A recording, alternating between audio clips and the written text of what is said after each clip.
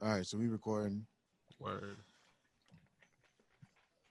All right, yo, welcome back to the TWEOM podcast. I'm your host, Joel Morris. Your other host, Louis the 15th. And it's your other host, Walt Rid. What's up, gentlemen? What's up? We back. This is episode 12, man. Hey, we're making decent numbers right now. We're in a good stride. Yeah, We're in I a good agree. stride. Ain't nobody watching this shit. But Like You but know- that. I've enjoyed making them, though, for sure. Right, absolutely. It's a nice little vent session. Exactly, man. Bro. Exactly. So what y'all want to talk? So basically, we're gonna start this way because I just think this is the best way to do it, Mhm. honestly. And it's sincerely what's my heart when I see y'all niggas. Like, how y'all doing, bro? Still For real here. though. I've been thinking about getting Talkspace. Like I'm trying to see like what's the best way to pay for it and actually Yeah. start therapy. Yeah, I Yeah. feel you, man. I feel you. It's It is. exhausting. It truly is. Like right now, it's catching up with me. But at least I'm used to the signs now. So like, Yeah. yeah, I'm trying to be proactive. Yeah, I feel you, man. I feel you. I completely agree with that, man. Do what you got to do, man. Yeah, man. Sure. Yeah. How about you, Lou? Straight, man. You know what I'm saying? Nigga birthday was about 2 days ago. Oh That's yeah, true. happy belated. Happy belated. Appreciate that. You know what I'm Oh, saying? nigga, whole Yeah. 27 years old. Damn, might as well be 30. Let's just go ahead and round it up. Oh man, you Shoot, old. man. Shoot, yeah. You old. But older, wiser, you know what I'm saying? Things just get more focused the older I get. I'm good, man. I can't really complain about much. Well, that's good, man. That's good that you're good, yo. Good with you. I mean, I'm all right, man. A lot going on. Always. But, Mm-hmm. yeah, I mean, I'm trying to get there. But anyway, so yeah, man. So just ebbs and flows, man. Ups and downs of different things. Look like I might be going to see my niece on Monday finally. Hey, all right. So, Yeah, man. I think niggas had to do a lot of growing up this week, yo. Yeah. feel that. Yeah, I think collectively we all had to do a lot of growing up as Black people this week. Yeah, Yeah. Them daily social media breaks is necessary because I realize like the world is always on fire, whether you're Yeah. seeing the flames or not. And facts. I can't let it bring me down too much. Because Yeah, that shit is heavy. yeah. I agree, man. I agree, yo. Like, I don't know. I feel like you said, the world is always on fire. I always feel it's very maybe we create too much of a sense of peace for people who can have it. What I mean by that is the world is always on fire. We're just literally the first generation of people, whatever generation you're in, the first generation of people who can see it through our phones. All the time. All the time. Like if you want to look at a really horrible thing, you can look at what's happening in Yemen right now. If you want to look at just a normal horrible thing, you can look at what's happening to us in America right now. And then it's just like, but I just realized, man, we kind of like this first group of human beings that can literally tap in and see the misery wherever you want to look at it. And also see people thriving and doing great and having fun in like 2 scrolls. You can see that. Right.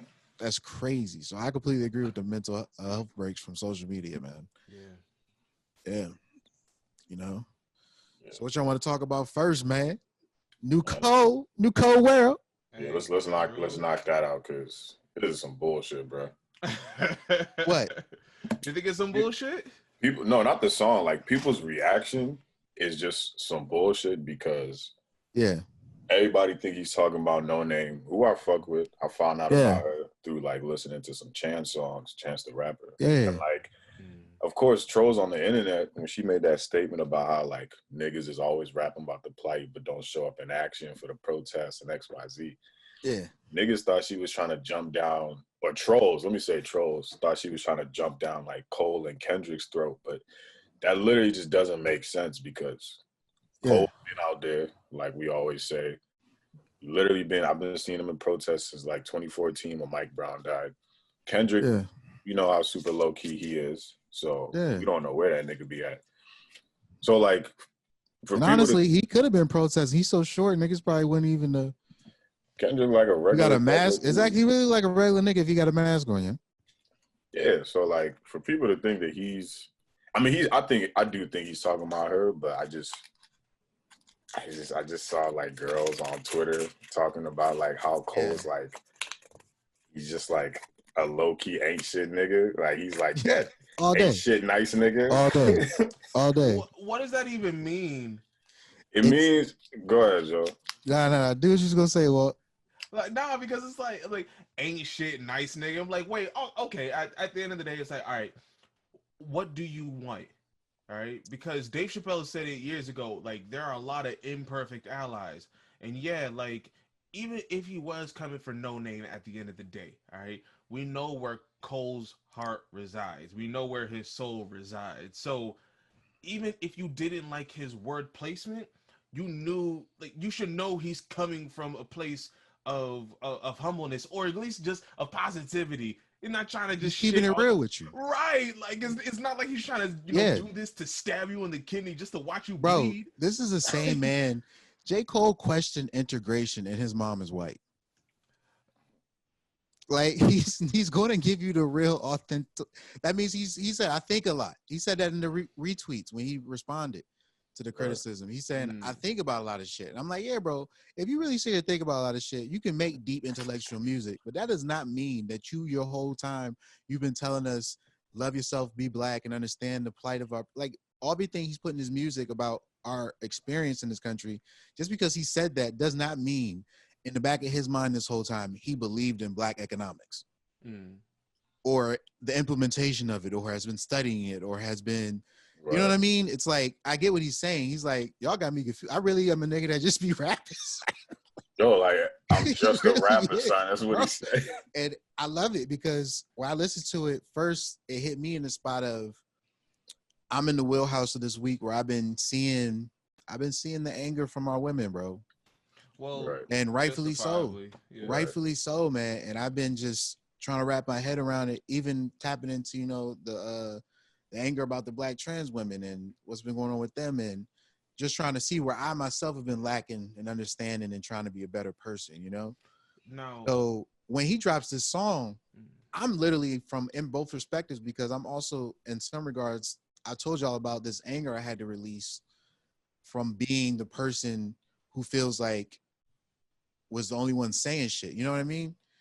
And what he's talking about is, if you really feel like the people need to get this message to them, you can't be on a high horse delivering it.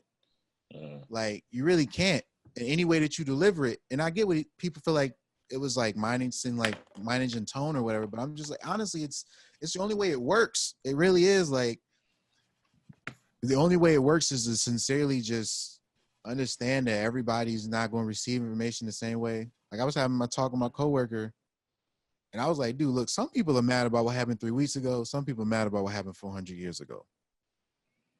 Like, and there's a difference, man. And I love the way Cole can split the room. Two things. I want to tie it to that Dave Chappelle stand-up special. Yeah. Where he was, he had a point in there where he said, like, I finally understand why, like, y'all look to me in times like these.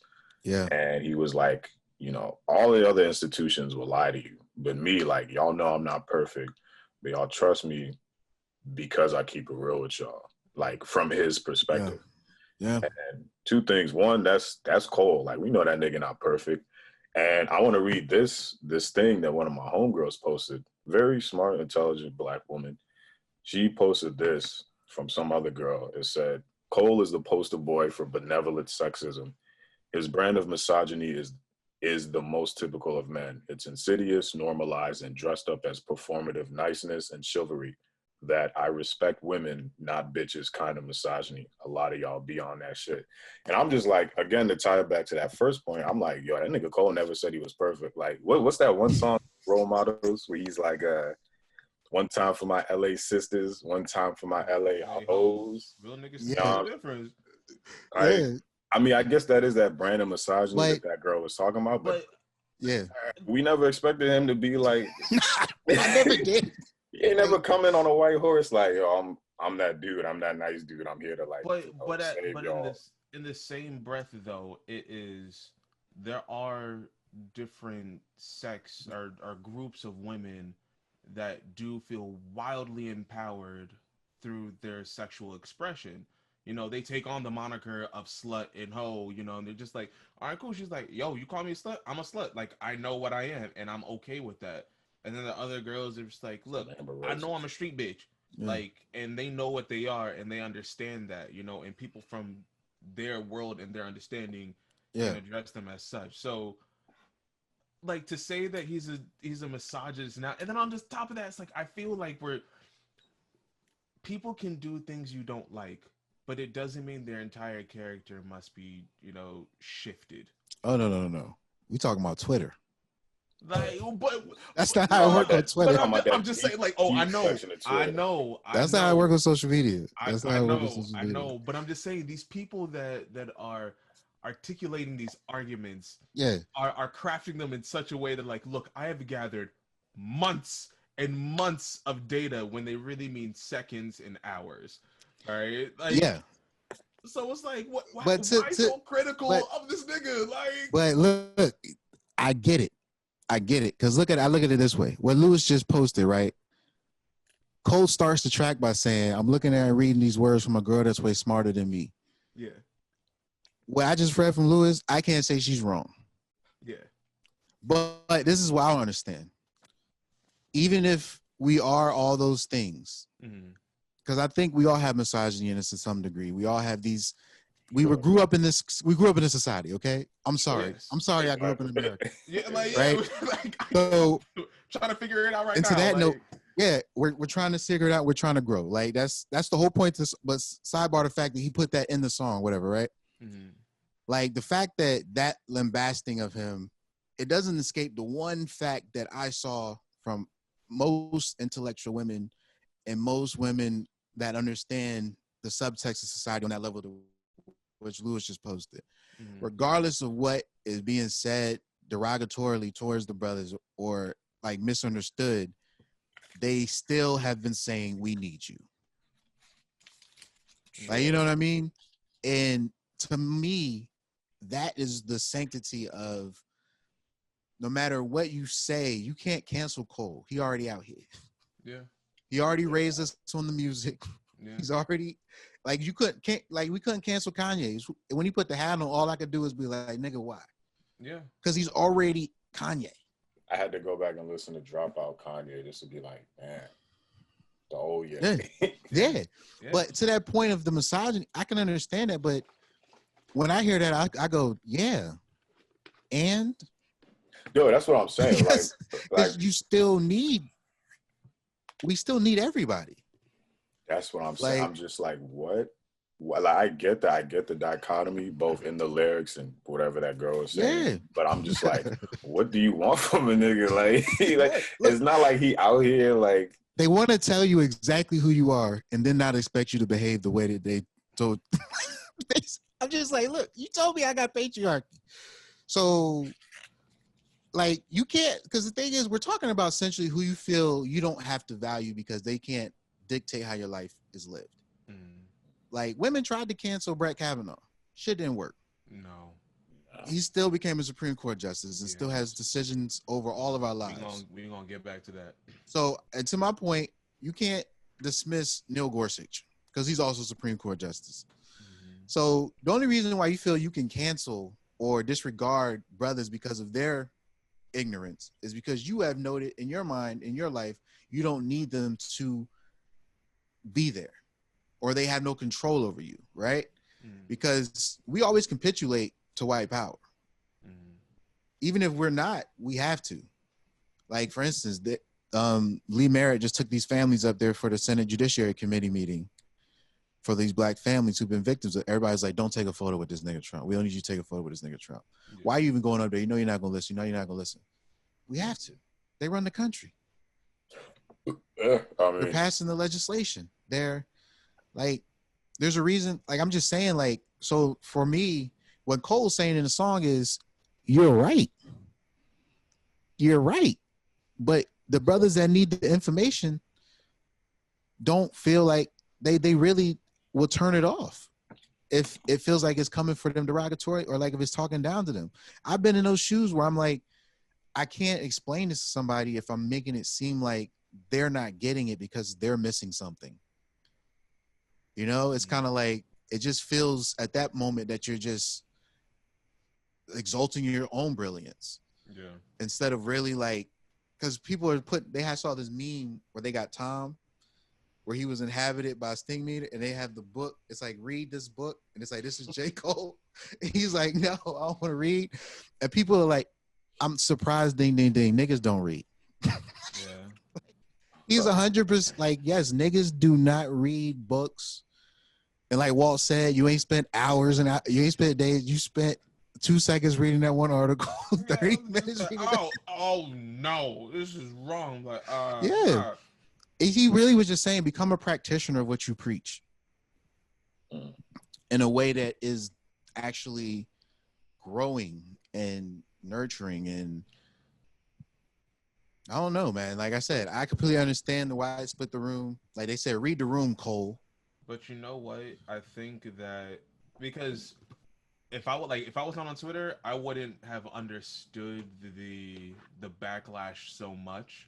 Yeah. And there were 2 videos that were really fucked up, honestly. It was one video, the young woman getting thrown into the trash can.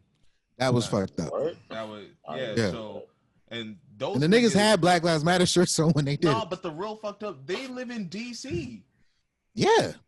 Like, it's like, wait. It's like, y'all really live in the middle of Chocolate City, and y'all gonna do this. Like, even if it was, a friend or a joke, like, it's like, nah, like, the girl didn't look like she was having any kind of fun at all. And you're recording it. Right, like. Yeah, 100%.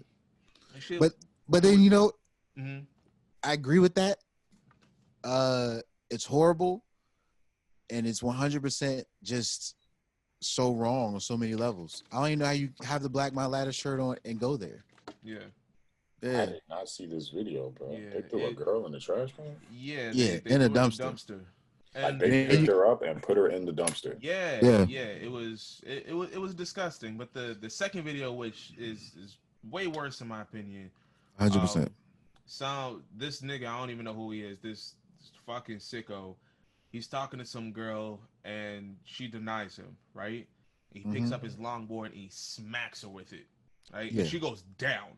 Yes. Like, right on the chin, one hit, she's down, and then his niggas, is laughing like, oh shit, oh man, why you do that? And he walks back like he did some gangster shit. Right, like he's looking in the camera like fuck with me, like no, nobody can tell me no, nobody can do this. It's like, did you read the apology from the one nigga that threw the girl in the dumpster? Yes, I did, and I thought it was trash. And that is the type of nigga that I think whenever I hear women say, black men do better, black men, we have to protect, our queens, you have to protect our women. It's like, all right, we need to talk to him, because I'm thinking about it. I'm like, all right, what can I do as a man to be better, to fix this, whatever. Like, I'm just like, all right, I know Joel, he ain't never gonna do this shit. In fact, he gonna talk her to death past anything. All right. 100%. Right, yeah, that's why I'm single. That's why I'm single right now. Right. Like, Joel is gonna talk some shit out. Lou is too smooth to get into some shit. Yeah. So it's gonna be like, what you talking about? And it's to that point, like, I'm not gonna lie. It feels like, to me, a little bit like that women have always preferred dumb niggas. Right. And it's like, how do we get through to them? Who? The dumb niggas? Yes. Look. I mean, like, they gonna serve a purpose, a small one, but they gonna serve a purpose. I just saw a nigga that I knew from back in middle school, high school, just posted a memo about, like, how all cops aren't bad. Okay, nigga. That was yesterday. Like, this, it's gotten to the point now for him that he has to join the conversation. But if I look at it in terms of just a time moving and growth forward, nigga, you're in 5th grade. We've graduated to high school now. we know they're bad. We're talking about how to defund these niggas. Right. You know what I'm saying? But he just, but that's his. But that was his thought. But that was, I knew that came from the best he could do. But to that point, that was the same nigga smashing all the time. He got all the joints in school. Like, and what I mean by this is the same cavalier nature to which it's been this sort of like the downplay of the intellect of the brother a little bit. When you take these examples and use it to highlight, like, LeBron being there doesn't negate the fact we just seen the kid hit the woman with the skateboard. Yes. You know, and I totally understand why he doesn't. And why there needs to be some recourse of action or some type of thing that corrals that type of negative energy and patriarchal. But when we talk about the fact our communities don't have anything right now of like, there are some places where if he does that, there's probably a grown man in that building who whoops his ass. Like, you know, whether it be her brother seeing him later or there's some type of something's going to fall to him. And it's going to happen right now because they put these men social out, both for all of them. Yeah. Like you said, he gave us this trash ass apology. But like, I don't know. That's my first time seeing a hood nigga have to make a formal apology. Yeah, I'm still flabbergasted. I'm like, bro. what? Yeah, no, they came for him quick. Like within hours, they had all this shit. Yeah. And what I noticed this week is, man, we are now honestly at a real level of we have to really start looking at each other. How so? What I mean by that is, I think a good, healthy portion of us this week kind of came to the conclusion we really all we got. Yeah. And that's when you see these cries for men to be better, is because women are like, look, man, we're going to be out here fighting. We know y'all getting lynched right now in trees. Literally. We seen a brother get killed. You know what I'm saying? But I also understand the idea that the New Yorker put the cover out with George Floyd and all our blacks suffering underneath him. You saw that picture? Yeah. And my first thought was it should have been Breonna Taylor at the top because they still haven't arrested the police. No. Killed her. And she's the woman, and we all are progeny from women. And I think that's the portion of it that we're identifying right now that knows who Cole is, but wants to still say, nigga, you ain't shit. But Cole is a dude who's saying, I know I'm not.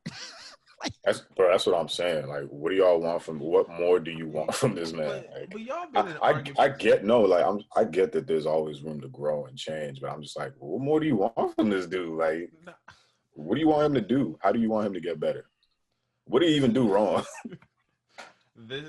He was tone policing a black woman. How dare he tell a black woman how to feel, especially during the current situation, right? Yeah. You should never tell a black woman how to feel. Never. Is that what he did? Because I just thought that's what he did. That's what they're taking it at. Walt read what I read on Twitter about this. Look, and I like at the end of the day, man, a part of me totally understands. Right, yes, because like I posted, I said J. Cole. I don't know how do you pronounce the one girl's name because I heard different pronunciations. Olu. Oluwa Yojin or something like that. Toast. But the young black girl activist who was killed. I said, J. Cole, yeah. this is a woman who went to the hood to plant the seeds. Yeah. And her brother killed her. That's what they're talking about right now. That's why they're mad right now. Right. But what I love about people say read the room, J. Cole knew what that song was going to do. J. Cole splits the room this way. Some artists drop a song, it splits the room. Like it's like being in the middle of a room and you say something. Half of the room walks that way, half of the room walks that way, right? The way J. Cole splits the room is he says something and this side of the room looks at that side of the room and they start talking. The room still splits, but we don't go to the opposite ends of the corner. We don't go to opposite ends of the corners of the room. We just turn to each other and say, well, I love the song. And he splits the room that way as an artist. And that's why I love him. That's why I call him The Real. Every time he drop an album, I'm like, The Real is back, yeah? It's The Real. Like he gonna give you that. Like that's what he does. He's the soul of hip hop. Exactly. If everybody got a J. Cole song, hit dogs a holler, bro. Like J. Cole was a hit dog. He saw No Name posting. He said, "Why I feel like she's talking about me?" Is that what he felt, or is that his reaction to what people are saying? No, I genuinely think he felt that. Like he kind of felt like, you know, when it comes to, like I said, just learning, man, trying to be a better person. Yeah, hit dogs a holler, man. Like I remember I was on this trans activist India Moore's page, and she was posting about the black trans women that got killed, and I was compelled. I had to post it, you know. And I haven't posted those things traditionally, but it's not like I haven't been aware of their pain and their suffering. It's just that my optics have been focusing on really one angle of the pain, but there's multiple angles to which we suffer in this country. Sure. So, like you said, we can pick up a phone and look at the world burning. Which way you want to look, nigga? East or west today? Like, you know what I'm saying? So, to that regard, but when she posted that, I was like, dang, I hit dogs a holler. I reposted it because I felt bad. I felt like I'm not doing my part enough, man.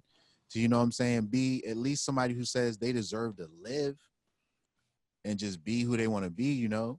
You don't got to agree with the totality of what they're trying to preach to you, but you can agree that life is sanctity of life, and especially black life. Anybody trying to take black life right now, I'm not fucking with them, bro.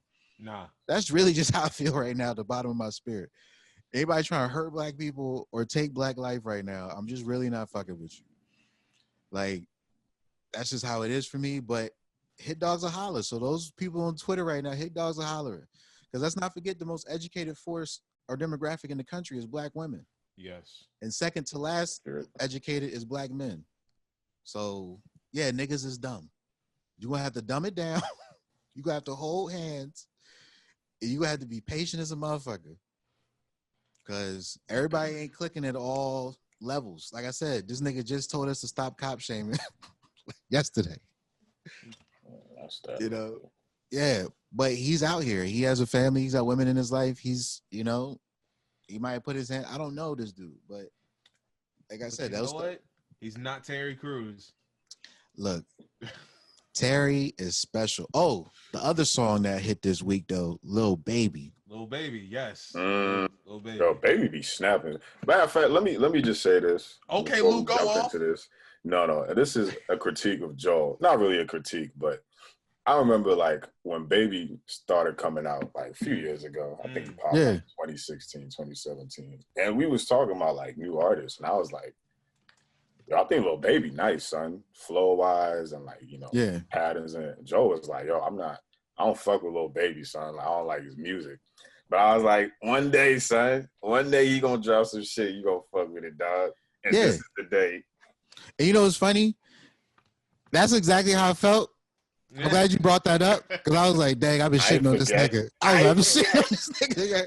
But you know what it was though? Because Charlamagne fucks with him too. Yeah, so he be like, yo, Lil Baby be snapping. And I listened. I listened to his project earlier this year. And it's not the fact of like he don't be snapping. It's just he don't be like what he talks about when he's snapping. I'm just like, there's no way for me to get ingrained in this because I get it. He's just bringing this at a very sublime level. But the artist that does that for me already is 21. Like I can get ratchet with 21 because he keep it simplistic and just really be talking like a nigga. Like he really just give you his perspective. Like, and that's what Baby did on this. But man, he went in on this track, dog. Like I'm talking, he ain't touched. Only thing he didn't ironically touch was black women. I mean, I feel like they encompassed every piece of our trauma, everything that we're dealing with, everything we want is in that song. The bigger picture, man. Yeah. Y'all saw the video? No, I ain't watched the video. I think I've seen a few. Oh, well, you missing out, dog. That shit fire. I need to go back and watch it. Baby be like, I don't blame any of these. Like, especially Baby. I'm like, he be snapping and he does it for me because he just talks about like his life. You know what I'm saying? And I respect any artist that just keeps it 100 about. I got Baby songs I like. Songs where he kept it real and shit. Some features that are dope. I got Baby songs I like. Like some songs the drip is. Yeah, sometimes the drip is too hard. He make hits. Yo, man. That's my shit. Hey, he hard, man. He definitely one of my favorites right now. Yeah, he went up there on my list for sure. Yeah, that song. Trey Songz got another like really dope. It's way more soulful because he's an R&B dude, but like I don't know if y'all heard the track I can't even remember what it's called. I literally gotta look I it gotta up look right that now. up. Yeah, Trey. Well, yeah. But it goes. It's another one of those like in the moment talking about what's going on right now, protests, stop killing us type songs, and it definitely hits. What is it called though? I'm trying to remember. Oh, How Many Times? Yeah, I'll check that out. That shit's smooth. Shout out to VA Zone. But yeah, man, everybody getting on their protest music right now. Facts, you know. Homie just sent me this. What's up? Breaking right now, police officers just shot a man inside of his car in Prince George Lowe's parking lot off of Puddlelock Road. I have video, but I am not posting it because the car is clear and I don't want the victim's family to find out from the media. Bro, I'm tired. In Maryland? Police are saying the victim will survive. It says Prince George. So that's Maryland, right? Well, there's a Prince George, Virginia, and there's a Prince George intersection of Petersburg, Prince George, and Colonial Heights. So that's Maryland. Yeah. Sheesh. Well, I know this development story. That was at 5:23. My homie sent me that. So, like I said, nigga, we all we got, dog. Those white people. We got some white allies out here with the cameras rolling, nigga. They getting their ass beat too right now. But you know what? Right now, and the focus that everybody is starting to see is just the legislation that needs to be passed. This past week, the Supreme Court voted not to look at qualified immunity for police, and you know that's a big step back. But it doesn't mean that they can't look at it again. It just means right now they're not looking at it. So there's some there's qualified immunity is in the Kamala Harris and Cory Booker bill that Lee Merritt was there to testify at the Senate Judiciary Committee. Yo, Ted Cruz with his punk ass, man. Ted Cruz was like, Ted Cruz, the senator from Texas. I know who he is. I don't. He said, I just can't see myself saying to the American people that every police force in every part of this country has racism in it. Yes. Systemically.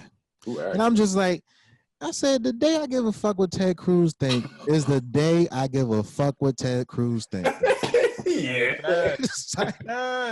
Like, yo, start using that. The day I give a fuck about what you think is the day I give a fuck about what you think, bro. Facts, like 110%, dog. And that day is a sad day. That's a sad day. I told my sister this week, bro. I found out cooning is a whole industry right now. Dog, I looked up one nigga talking about the Candace Owens shit, and the algorithm on YouTube switched for a nigga. Really? I'm getting Coon Network. I got this other one nigga on this camera cooning. A light-skinned brother used to be an officer cooning. This one brother, black man, he got the flag. He cooning and they got mad subscribers. Joe, you tapped into the other CNN, Coon News Network. Coon News Network. Cool News Network. I ain't know Candace Owens had a record label. She got artists signed, ready to drop. Dropping albums you ain't never heard of. For real. You better Cole. Wait till you hear that Candace track, nigga. Let me tell you about the good work of my white people. And that's another thing I wanted to talk about. Look, and I won't bring this up because I get it. Women, I feel what you're saying right now, but let's be real.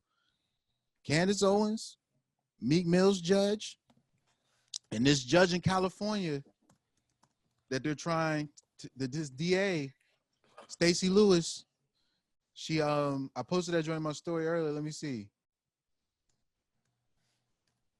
Let's see. What's her?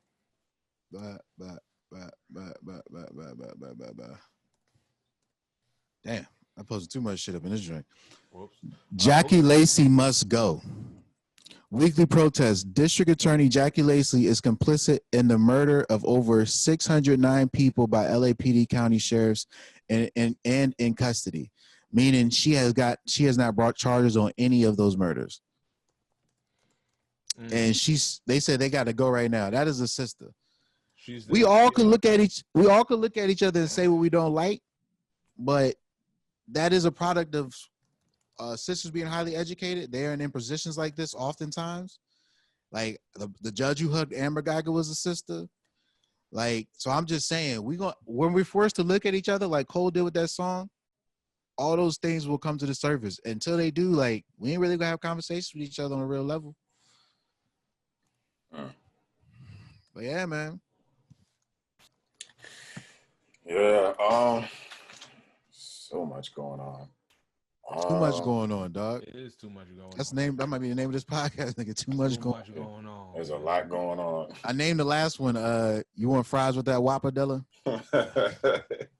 Lewis said that. I was watching. Lewis just said that shit real quick, and I was like, "That's the name of this podcast." Slick shit. Be like that, man. What else going on besides niggas getting killed, as per usual? Yeah, man. What you looking at, Walt? Right now I'm doing an application for Industrial Bank. I was in the middle of it, and I was just like, okay, let me need to finish it. Look at this nigga trying to get a job. Irresponsible. No, that's the black bank. He's trying to open an account. Exactly, man. Money, my nigga, money. Yeah. What's it called again? Industrial and One United. Yep. Those are the ones that have branches United fairly close to here. I hope that now, since we have such an influx of customers, they can open branches in Virginia. Yeah, because don't they only got one in like DC? Yeah, both of them do. Yeah, a couple. They got a couple branches in DC. Yeah, I might just open a savings account with them for real. I got one with One United.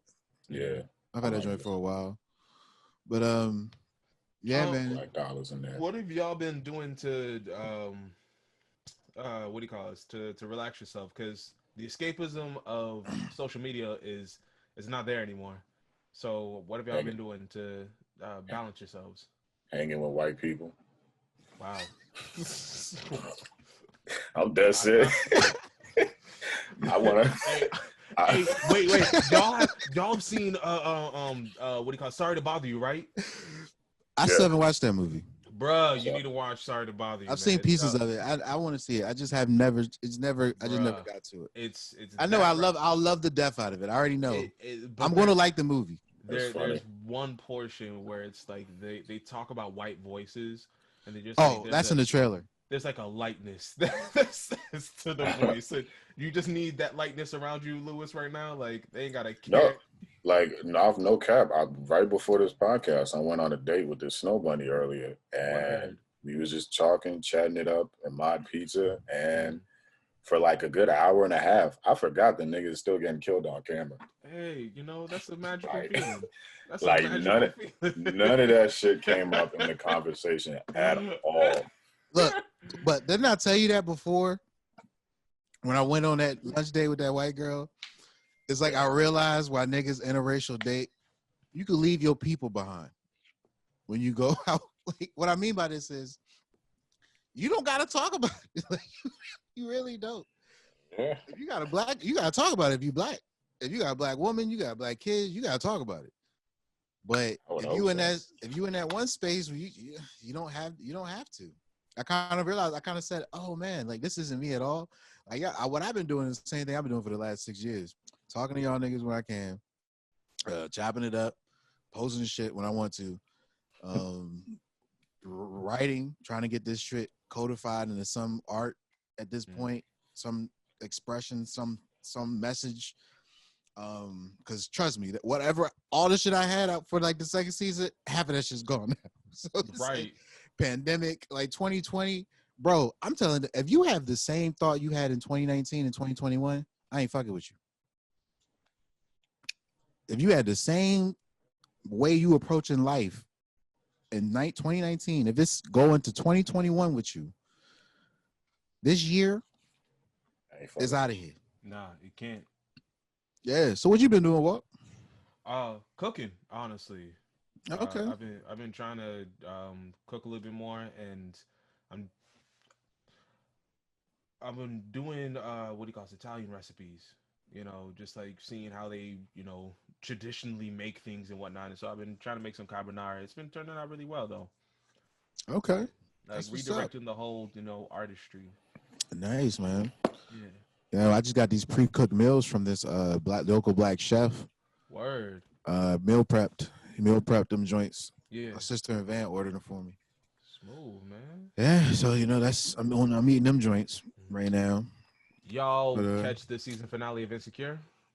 Yo, again, no, bro, you gotta stop bringing this up because I have not, and you know we have not. exactly. When Talking about when would we have binged, Walt? I feel weird watching anything that isn't informative right now. You need a break. No, I You need a do. break. I Yeah. completely. I'm not saying I don't. Trust me, I Yeah. still do my shit. But I just be feeling weird. Like I said, man, there's so much information out there that even I don't have, man.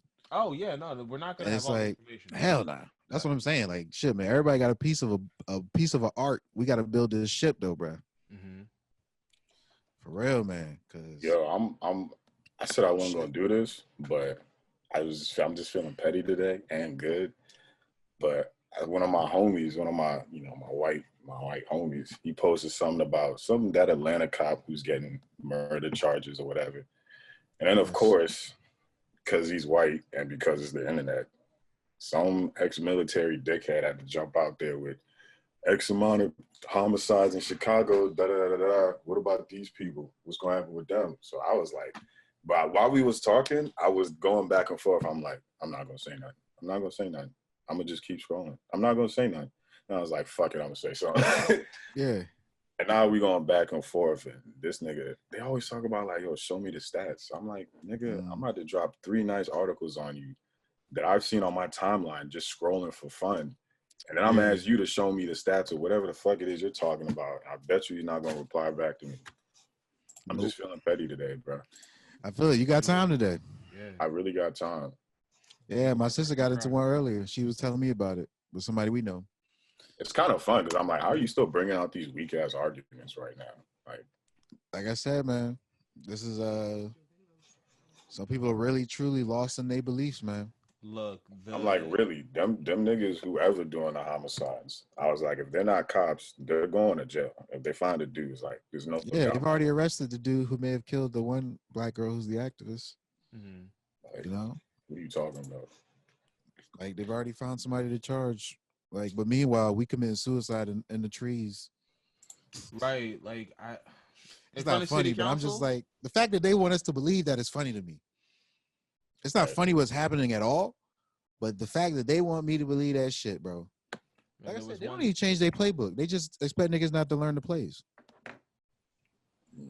Can't run the same play over and over again. Well, you know what? They don't think that black people can be quarterbacks anyway. So you know what? That's on brand. Exactly, 100%. But they've been running the same plays, and now we got white people on TikTok getting like woke as fuck. Yeah, I see this joke. I told that one white girl in the group chat where she used to like they're not even a race or some shit. I was like, damn. She brought out the science on the shit. I put it in the TWEOM podcast. This is one white girl who's on TikTok like laughing at the fact that white people think they're a race. When she's like, really, just because of the ice ages we crossed over and through the science we lost melanin and all these different things, right? She's literally just breaking down the science of how humans look different. And she's laughing at the fact that there are people who believe that a race is real and that they're trying to white supremacists. Like she's just laughing at all of it. That the fact that they think that they're superior and all this shit. There's a white girl, a young white girl. She can't be more than like 18, 19. Oh, okay. Yeah. It's just funny to me that I'm just like, that shit is hilarious, bro. I want to send that like this. I seen this one dude whose timeline was on.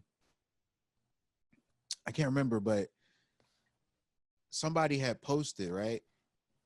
And they had posted about the MS-13 gangs, like what Lou said, when they try to distract with other shit. And they posted about the MS-13 gang, right? And then the one person was like, yeah, I thought there was some deep web conspiracy shit, but it turns out this is a legit article, right? It really happened.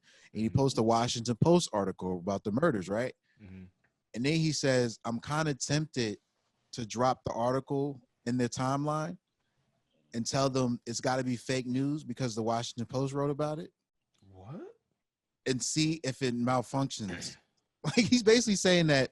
Trying to. Yeah, there's a Trump supporter yeah. who's told him about this MS-13 thing, and Washington Post has reported on it. Yeah. So now the Washington Post has reported on it. He wants to go back to the Trump reporter and call it fake news because they believe the Washington Post is fake news. So he says he wants to see if they can handle the paradigm. He basically just like he wants to Fucking see up if they malfunction in their brain right. because they can't agree with you because now they're agreeing to Washington Post as a fake Right. news. So Which is it? Which is it? look, man, and that's what I like, man. It's like finding those little pieces of just irrefutable truth. That's what I've sort of discerned when you get into these little weeds when you talk with people. Like you know the conversations with persons in the past, Lou, who posted my little Yapolis videos and shit. Like he has any credibility. Yeah, but you know all their Some mouthpieces, like Candace just replaced him. It's just harder for us to yell at Candace because she's a black woman. Why? I'll yell at her. I know. Look, once we saw a lynching, like we saw 8 minute and 46-second lynching. That's what people. I heard some comics breaking down Chappelle's special, and they were like, it wasn't really that brilliant or funny.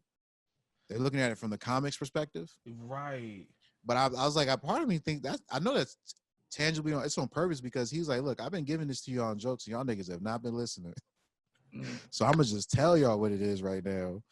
And this is the last place for civil discourse. After this, it's rat-a-tat-tat-tat-tat. Facts. And I just he didn't want it to be funny. We had punchlines in there because he can't help but not be funny. But I really don't think he wanted any of that to be funny. Like, and But it was just that, truth. like comedy in a sense though? Like when you extrapolate all of the funny from comedy, it's just situations that people either laugh or cry at. Yeah, 100%. Yeah, so like I can Yeah. understand like yeah, man, the man who got up there, got his emotions off, you know, like he managed to laugh and make us laugh, you know, somehow through this shit. But Yeah. Well, I feel better with when it's not like I don't like looking at things that would have made me, like I told you earlier, I feel guilty like watching like fictional narrative stuff right now. And it's not that I'm feeling like bad, horrible when I watch it, especially if it's something like I want to watch Spike Lee's movie The Five Bloods. I think that's worth watching. But I'm talking about when you see shit like, okay, NL Chopper dropped a song and the beat slap a little bit. I was just like, bro, I really don't want to hear about anything about whips and like, I'm already the nigga that don't want to hear about that shit before George Floyd. Yeah. I really don't want to hear about that shit after George Floyd and Rashard Brooks and all this other shit going on. Like, I'm just to the point where that's more exhaustive than actually looking at the bad shit. Seeing the people trying to just do what they were doing before. Like, that's actually making me feel worse than looking at horrible shit all day. Yeah. My bad. I'm still going back and forth with this nigga, so I'm like kind of. Look, I know you in them weeds now. You chose to jump down that rabbit hole. Thanks. It's fine. This nigga ain't talking about shit. Yeah. But I think it's interesting, Joel, because I understand where you're coming from, where that guilt is ever present, you know. But you gotta allow yourself that though. Yeah. I agree, man. One thing I've discerned is the feeling that's washed over all of us is a one phrase. We want to save us. Yes. And I think that's really just every emotion that's been expressed this week, whether it be RIPs or calls for justice posts, it is we want to save us. I feel like the debate in the NBA is interesting right now. Oh yeah, didn't Kyrie Irving say he's not going to play? Yeah. Oh, you do? Yeah. There's a couple other players who feel like if they come back to play, it would just gather a distraction for people to be able to have. But then there's other people who are like, well, if we get our platform back, we could talk about this stuff every day. Like the voices of certain athletes are never going to be there because that's not in them. But the ones that we have, like LeBron or whatever, but we ain't seen LeBron unless he posts on social media. If they're playing basketball, we can see them every day. They could put, and this is just my own ideas, they could put on the back of their jerseys Breonna Taylor's name. So every game played, her name is right there. You know what I'm saying? You can put a different type of pressure on the joint when you got that full access to your full platform back. Okay, so what Kyrie was suggesting is that the players start their own league. Yeah, Kyrie threw that up. That's a little. All right. I understand it, and I like you putting the thought into the zeitgeist. But that's a step. But you also the same nigga that believe the Earth is flat. So look, Kyrie, Yeah. Oh yeah, I forgot about that. We gotta talk. I understand what you're Can't have it saying, both but ways. you can't introduce this idea. That's all I'm saying. You could talk about behind the scenes with your homies, your other players, but you can't be the nigga that says it. Hey, we don't talk about that person enough, like in real life. Like the Who? person that might have, like, is like kind of like a dumbass, just in general. You know, Yeah, when they say one thing out their mouth that's like a legitimate good idea, yeah. you know, but we can't back them because it's like, are we gonna co-sign everything that you've said? But it's like, for instance, in the Babies track, he said, "I know I'll be rapping about killing and dope, but I'm telling my youngest to vote." Right? Yeah. Unless you can give us the cognizance or at least the presence that you're aware of what you are to a degree or what you do, right? So let's say Kyrie's like, look, I know I told y'all the earth was flat. I was just fucking with y'all niggas. But we need to start our own league. Like, you need to preface the stupidity we've attached to you that you are aware that you was being crazy. Because now, when you say it, if you introduce the idea to the zeitgeist, people will be like, oh, the same nigga that think the earth is flat think we should start a league? Look. All right, just because he hangs out with BLB every now and then doesn't mean. I understand, man, but I'm just saying, like, if LeBron says that, it's a statement. Yeah. You know, not to say that Kyrie's not dope and a superstar in the league, but he ain't LeBron. You think if Steph said that, it would Same make thing. a difference? Yeah. Same thing. It'd be same level as LeBron saying it. Word. I'm just saying, it's got to be somebody that we actually, like I said, he said the earth is flat, bro. Like, you just can't walk away from that shit. Like, people gonna question every thought that come out your mouth after that, bro. Hey, facts, man. 'Cause Even like, if they how agree long? with it. Yeah, even if they agree with it, how long till this ship goes left? Like, that's what Kanye. You want to ride with him, but how long till the hat come back on? You feel what I'm saying? Like, it's hard because once you've seen like just a lunacy on certain levels, you just say to yourself, "I love you. I'm listening. That's a nice idea, baby. It's a nice idea, boo boo."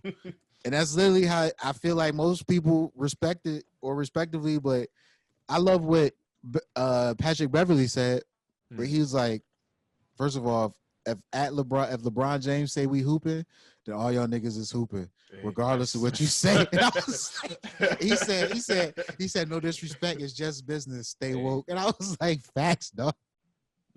I've talked to the commissioner, and we're gonna start on Friday. Yeah, Everybody's but then somebody who's Trump LeBron spoke out. Bill Russell said, "I've been waiting my whole life to see equality." Damn. He didn't say don't play. He just said that. Now that's Bill Russell, the OG. Damn. So And, you know, it's the you dude like, at the table with Ali, King, Malcolm. like that's like, you know, like when your grandpa's like been quiet the entire evening while everybody been fighting. Yeah, You say one thing and that's it right there. Like, facts. yeah, it's like, what are you gonna say to that? He said, and the man gonna come off with the mad civil rights appropriated statement. I've been waiting my whole life for equality. Yeah. Basically, like, I really don't give a that's him saying, I really don't give a fuck if y'all niggas play basketball. I seen plenty of basketball games. Right. He's like, I ain't seen this equality. He's like, this equality is the dopest Like, shit. damn. Like, this equality is the most entertaining thing in the world to me right now, nigga. I don't give a fuck if y'all can dribble, drunk, shoot, and dunk. He's like, I seen that. I played the game, nigga. I ain't seen this equality, though. It's like, nigga, I love the trailer. The trailer for equality. Nigga, we done see the trailer. They done push back the release date. Dr. Key told us, I seen the movie, it's fire. So we was like, nigga, can we get a cut? He was like, look. Is equality the J Electronica album? Bro, look, that's what I'm saying. Look, we was waiting for a while. And equality needed help. Equality wasn't ordered by itself. Equality didn't come. Equality and justice. Exactly, bro. Look, hey, facts, man. You know what I'm saying? But I was just saying, dog, I'm with Bill Russell, nigga. We see y'all niggas hoop before, bro. We want to see equality, nigga. I waited my whole life for equality. But then I also understand, like, to me, I feel like they playing the game. Yeah. I feel like they say, yo, we need a certain select group of the NBA to not want to play. Mm-hmm. And a certain group want to play. Mm-hmm. So then it becomes to the ownership, yo, they don't want to play. I think if we can do something substantive while we play, Like I said, put some jersey names on the jerseys, Mm-hmm. and put the names instead of sponsors. You put the names of the black people who died on sides. You know what I'm saying? Mm-hmm. Something you can do where you're keeping it directly on this. It's just it's philanthropy. It's a cause that you've picked up, like they do with breast cancer and homelessness and poverty. All the times they always cut to those NBA Cares commercials and stuff in between games and stuff. You can do all types of stuff like that. You can say her name is this. She died 3 years ago. This is her mother. They've been fighting for justice. You can do all types of stuff to really get this message out. But I think having the onus on the fact that half of the people are saying they don't want to play at all, now it forces the other portion of the owners who probably just like, oh, let's just start the games. They at least have to listen to it because this is half of their workforce saying they don't want to play.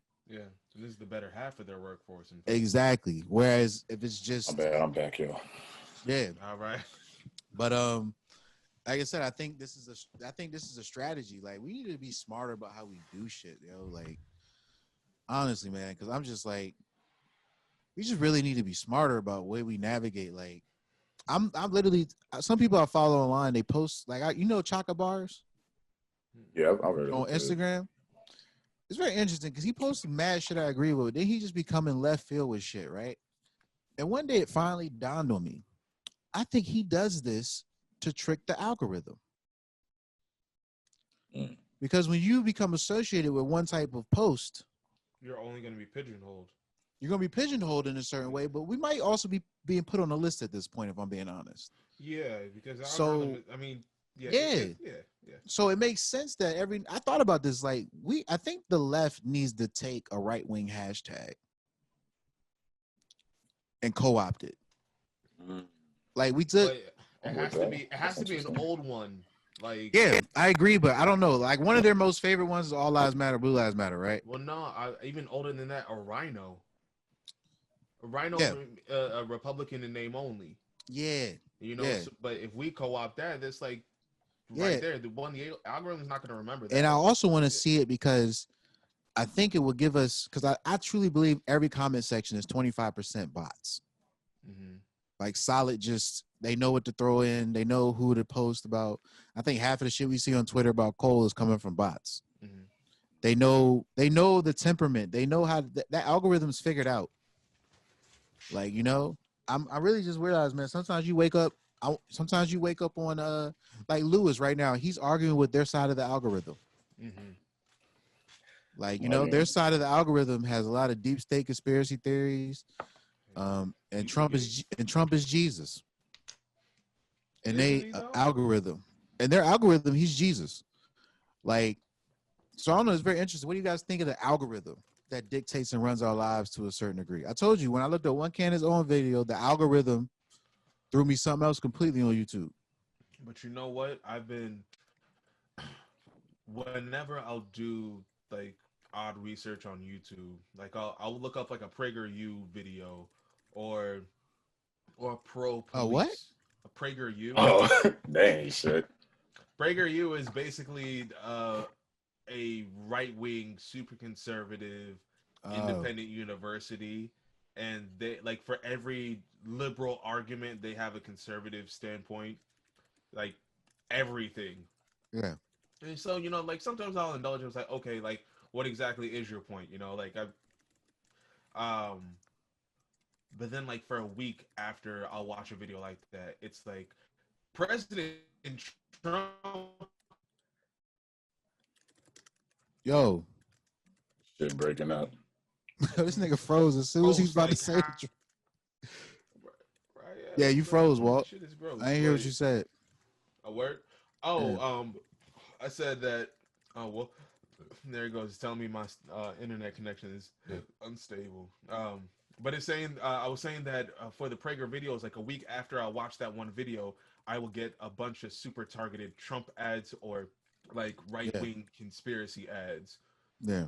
Yeah, man. Like it yeah. It's they said he asked the chancellor of the prime minister of China to help him win the election. Yeah. Basically the same shit he got impeached for on the phone with Ukraine. It's the same did the same shit he was accusing Biden and Biden's son of. He did. Yeah. The day after they supposedly launched a DDoS attack on major companies in America, T-Mobile, AT&T, When was Sprint. that DDoS attack? DDoS. That's why T-Mobile went out When? yesterday. I think they went out yesterday. It was a DDoS attack. I posted it. Forbes News wrote about it. They speculate that it comes from China. Basically, a DDoS attack, they said it's just when they overflood a server with information. Yeah, and it goes dark. Yeah. So we got hit with one of those yesterday. That's what I said. We're at war right now and don't even know it. Like domestically and internationally. It's cyber warfare and intellectual warfare. Like, it's not a coincidence that they give you the good LGBTQ news on the same day they choose to not look at qualified immunity. Right. It's so that if I'm not celebrating, now it breeds that already that's tension that's there where they're like, for some reason, Black America is the most homophobic, and we also know that LGBTQ got a lot of racist people in it. So, it just continues to keep those divisions. It's Pride Week. We marching heavy for Black people. They know what they're doing. Oh yeah, no, they definitely know what they're doing. But at this point, it's like, especially in the theater world, there are a lot of white gays, right? Yeah. And speaking to my other Black LGBTQ, brothers and sisters, those white gays are loud. Yeah. Right. Very, very, very loud, And yeah. Like Dave Chappelle said, they drive in the car. Right, like they are fucking driving the car, and the lesbians are damn sure in that driver's in the passenger seat. Like, and the Black people, like, he didn't even mention the Black people. It's like he went through the categories. The Black people fucking in the trunk, just trying to figure out, like, are we even there yet? Like, yeah. But his argument in doing that is the reality of that, not mentioning that. Yeah. Like, that's the genius of it. Man, it's like, yeah, where y'all at? Right.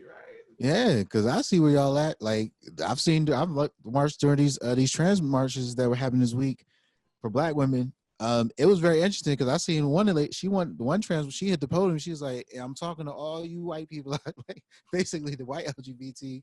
We know y'all ain't doing nothing either. Like, right? You know what I'm saying? So, like I said, man, I put up the joint from Chica, the rapper. Mm-hmm. She was excited about the discrimination clause passing, but she was also downtrodden about the fact they dismissed the qualified immunity thing. Exactly. She was just talking about the difficult position she's in with being Black and queer, But I was like, that's interesting. I reposted her. I feel like that perspective is genuine. Like I said, man, at some point we're gonna have to come together and really get it out. These rich people, bro. Because Dwayne Wade's son is safe when she transitions. Yes. He's got the money. Yes. And the resources to make sure that is a reality. Mm-hmm.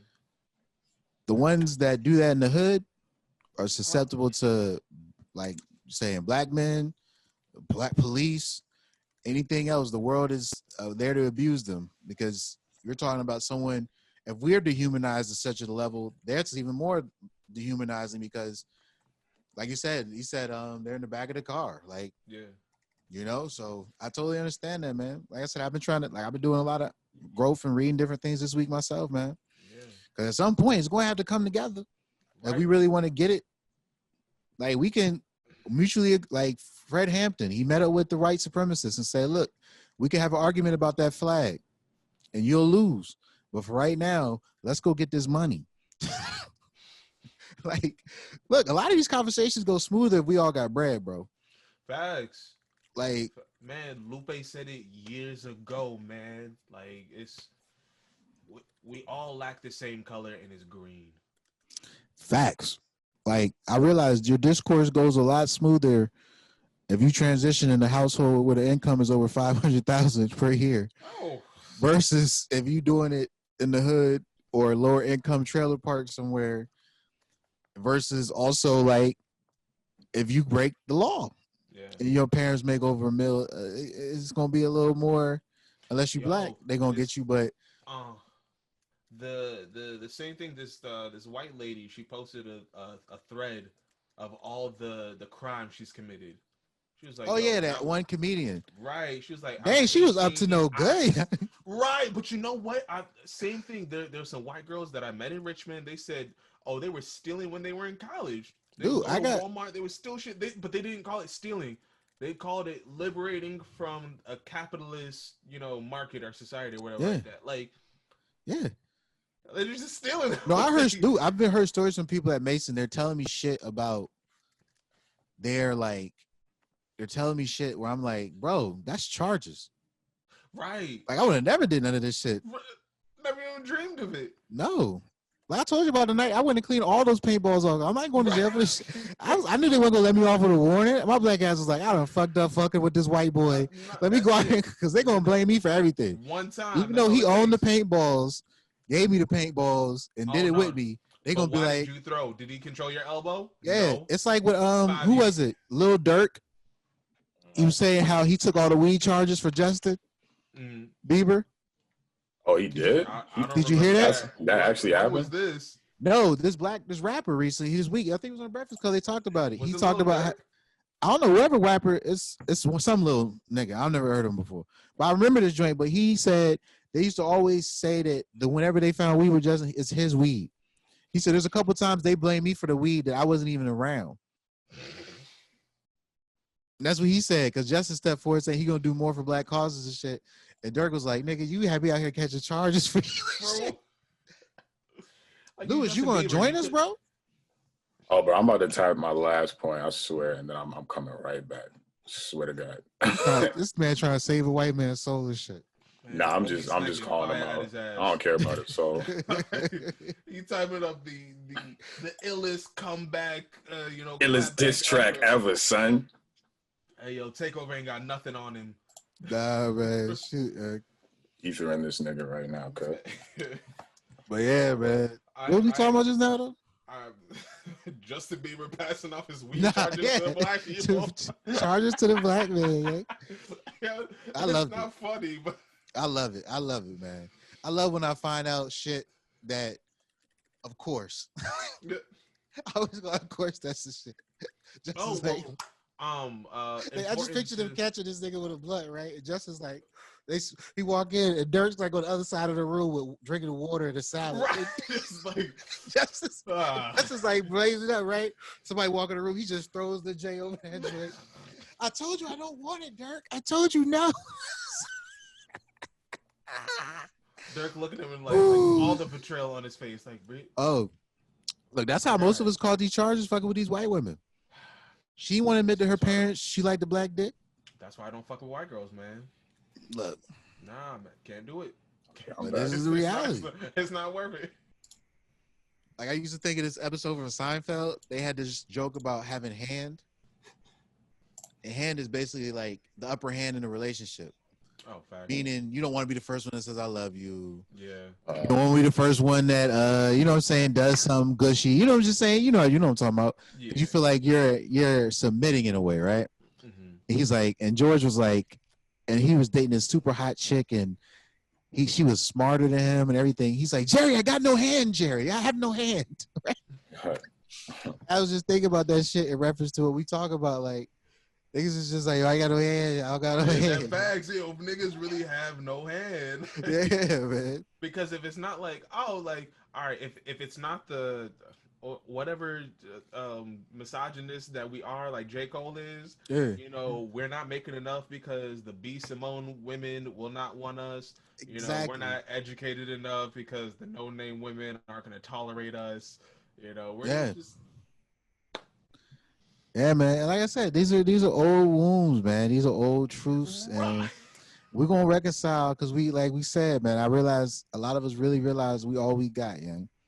So I'm gonna have to be more patient, man, with certain things. Like I said, I gotta stop talking so much. I gotta figure out the way to navigate with the queens, young. Hey, I'm 30 now. I'm like, yo, man, we need soldiers out this joint. It facts, but honestly, like, you're fine, because I think a lot of black women are loud, but they're talking to the niggas that are the ones committing the videos. Like, they're not necessarily agreeing, but we gotta clean those niggas up though. Yeah, so it's like I said, how do we reach them? Like, and I understand it, man. And these niggas, like, hey, you trying to play some Madden? Yeah. any dream that we've ever had in this country, black women have bore the burden of. That's just the reality. There are moms or grandmas. It's just reality, right?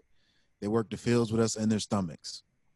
Like, and so it's up to us to clean us up first, and then we can talk about, oh yeah, can y'all check B Simone? Because it just makes it seem like, oh yo, facts, you know, we can talk about those type of things. Like for instance, niggas, like those videos of niggas wilding and doing crazy shit to women, but also this week, like, there's niggas mad because you saw this chick twerking in front of the police line at the march.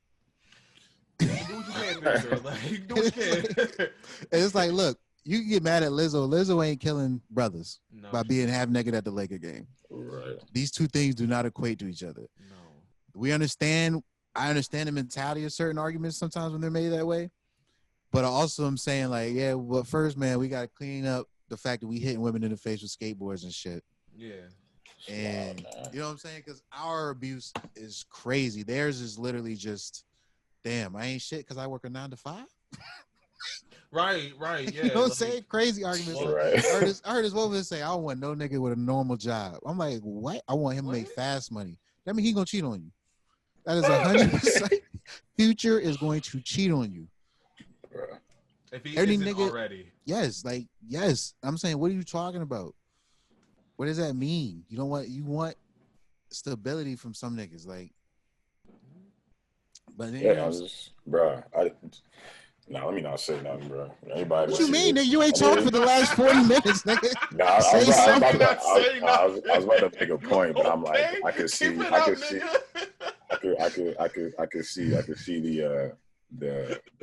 ladies jumping down my throat for this one. So I'm gonna go ahead and say it, bro. Look, like we've all said some, offhanded shit. So we all gotta have bravery. We gotta have the bravery of Cole to take them blades, nigga.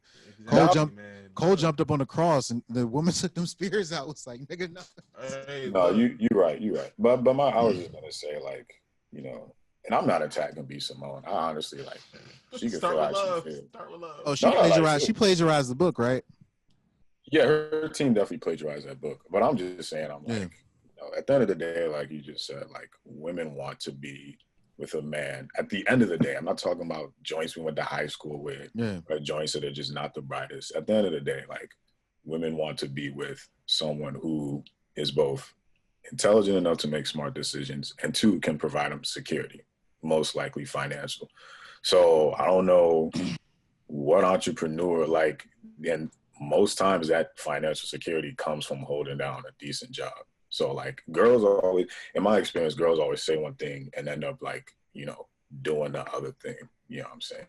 Like, B Simone has her right to say she wants to be with someone who has her lifestyle, aka entrepreneur, influencer, whatever. But let's keep it a buck. Like, just because you're an entrepreneur does not mean that you have a steady income. Like, it just means that's true. You go out there on your own. Yeah, I mean, I'm sure she knows that. Like, when she started her business, whatever it is, because to me, she's just an actress. But I'm sure she wasn't stable when she was just starting out, and she's just now being stable. So, yeah, I just always think it's funny when, like, people say one thing and then end up doing another. Yeah, I feel you. But that's it. My dad had to do. Like, being an entrepreneur. It's like when Kevin Hart said he ain't gonna cheat no more, and then like 6 months later, the nigga was caught cheating. Yeah, that shit was just funny, nigga. I was just laughing. It's like Kevin, a different story. Yeah, but I know, but it's the same thing though. It's like yeah, saying you about one thing and doing the other. That's what I understand, man. Yeah, but that's all. Niggas do it too, obviously. 100%. Let me just say that. That's why I always try to make sure that you're not letting your personal experiences with. As a black man, I can't let my personal experiences or negative experiences of having black women dictate how I approach all my future relationships with black women. Oh, absolutely not. But I think those are the things we hold on to, and those are the wounds. And I think the reality of it, sometimes when you see this scream on Twitter from black women, is that's what you're seeing, man. You're seeing like their ebbs and flows of dealing with niggas. It's the I don't want to see another George Floyd, but damn, this nigga just killed so and so. Like, I get it. I totally understand it, man. But we just in this space right now where, like I said, man, we really forced to look at each other open and honestly right now. That's why I say we got to say this shit, because if we get critiqued, like I said, I want to get to Joe Rogan. Like Joe Rogan, people come in the comments and inform this motherfucker on some shit. You know, break it down. We gotta say things from the perspective that we have, because if they met with conflict on any level, it could get us more views, get us out there more, just on a personal level. But also, it's just like, yeah, man, if there's anything wrong in the argument or whatever, I want to hear a rebuttal. If I could rebuttal, Yeah. and then discourse, man, civil discourse, honest discourse between us and our women, man, and us and each other. Honestly, like I said, I needed more patience, but Lewis was just basically getting his white man together while we was talking. Like some niggas out here need that shit. Like, so niggas need to get got together. Like, I was just calling him out. That was me having fun. I agree, but like I said, I didn't have the patience when I seen this nigga talking about don't be treating police bad, some dumb shit, right? Yeah.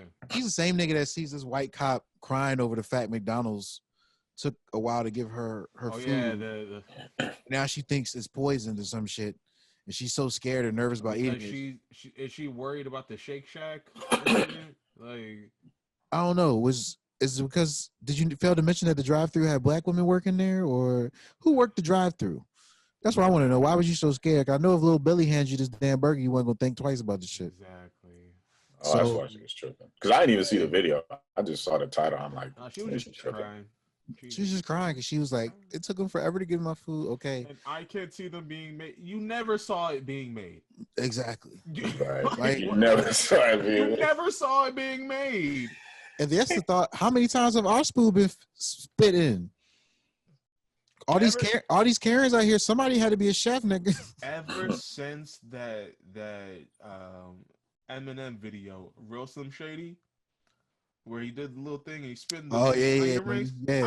I was like, that's been in my head since then. It was for me. It was Road Trip. There's a scene where they go into the diner, and the old movie Road Trip, and he had the French toast, and he didn't want powder or something on the toast. Mm-hmm. So I went back to the kitchen and dude said, okay, cool. And he like licked it off the powdered sugar, off the French toast. He like licked it. Yeah. Licked it, right? Then he took it, put it down his pants, rubbed it around his balls, and put it back on the plate and sent that shit out. And he started eating it. He looked at him. He said, because it didn't have any powdered sugar on it. Ever since then, I was just like, yo, no, I'm not fighting niggas. Like, you bringing me my food. If it's wrong, you know what? I'm gonna try to adjust, but I'm not gonna be a massive dick about it because I'm gonna be extra humble. Hey, you know what? I ain't asked for powdered sugar because I'm allergic to it. Please don't spit in my food. Please don't spit in my food. Look, I'm out of sight, out of mind with shit like that. If I have eaten somebody's spit, I don't want to know. Hey, facts. It's just like if I've eaten like dog or cat. Yeah. Hey, it is what it is. Van Jones told me that shit before, man. He told a story. I think he was in college, and he went out to eat with all these white people, and he went to the bathroom. He came back, and he was talking and chopping it up. He was drinking, and when he left, and they were all leaving, this one white person pulled to the side, man. I wanted to tell you, but I didn't want to be the only one. But when you were in the bathroom, they all took turns spitting in your soda. Stop. And yeah, this happened with Van Jones. I think he was in college, but I was just like, and I'm just like, look, and he's still married a white woman. So, love really does conquer all, bro. Love conquers all, but you know what? Love has to be there to begin with. Yeah, look, man. Look. Like I said, man, I like how people always be like, look, you can't control who you're attracted to, but you can control who you ask on a date, motherfucker. That's 125% accurate. You know what? She just might be like extra down for the cause. Oh, they're divorced now. Oh, never mind. All right. I don't mean she couldn't be down for the cause. Okay, yeah. No, I think he because it's so funny. I don't think this is the cause of it, but when Killer Mike went on the Colin Noir show and said something about the Second Amendment and how he supports it, and they chose to release it the day before the kids did the protest all across the schools for gun violence. So it looked like Killer Mike was anti the protest when he was really just like, look, you get rid of these 2 Amendment rules and start enforcing gun laws, they're gonna come to my community first and enforce them with us first. So you can have a war on guns if you want to. It's going to affect us first. Like the war on drugs, everything else y'all put a war on. Niggas is getting locked up for some shit.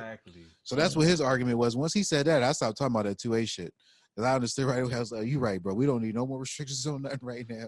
Because niggas is going to be the first ones getting pulled over. Is that a gun?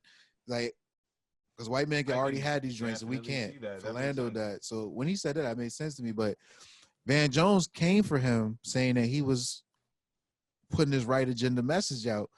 And Killer Mike went on a Breakfast Club.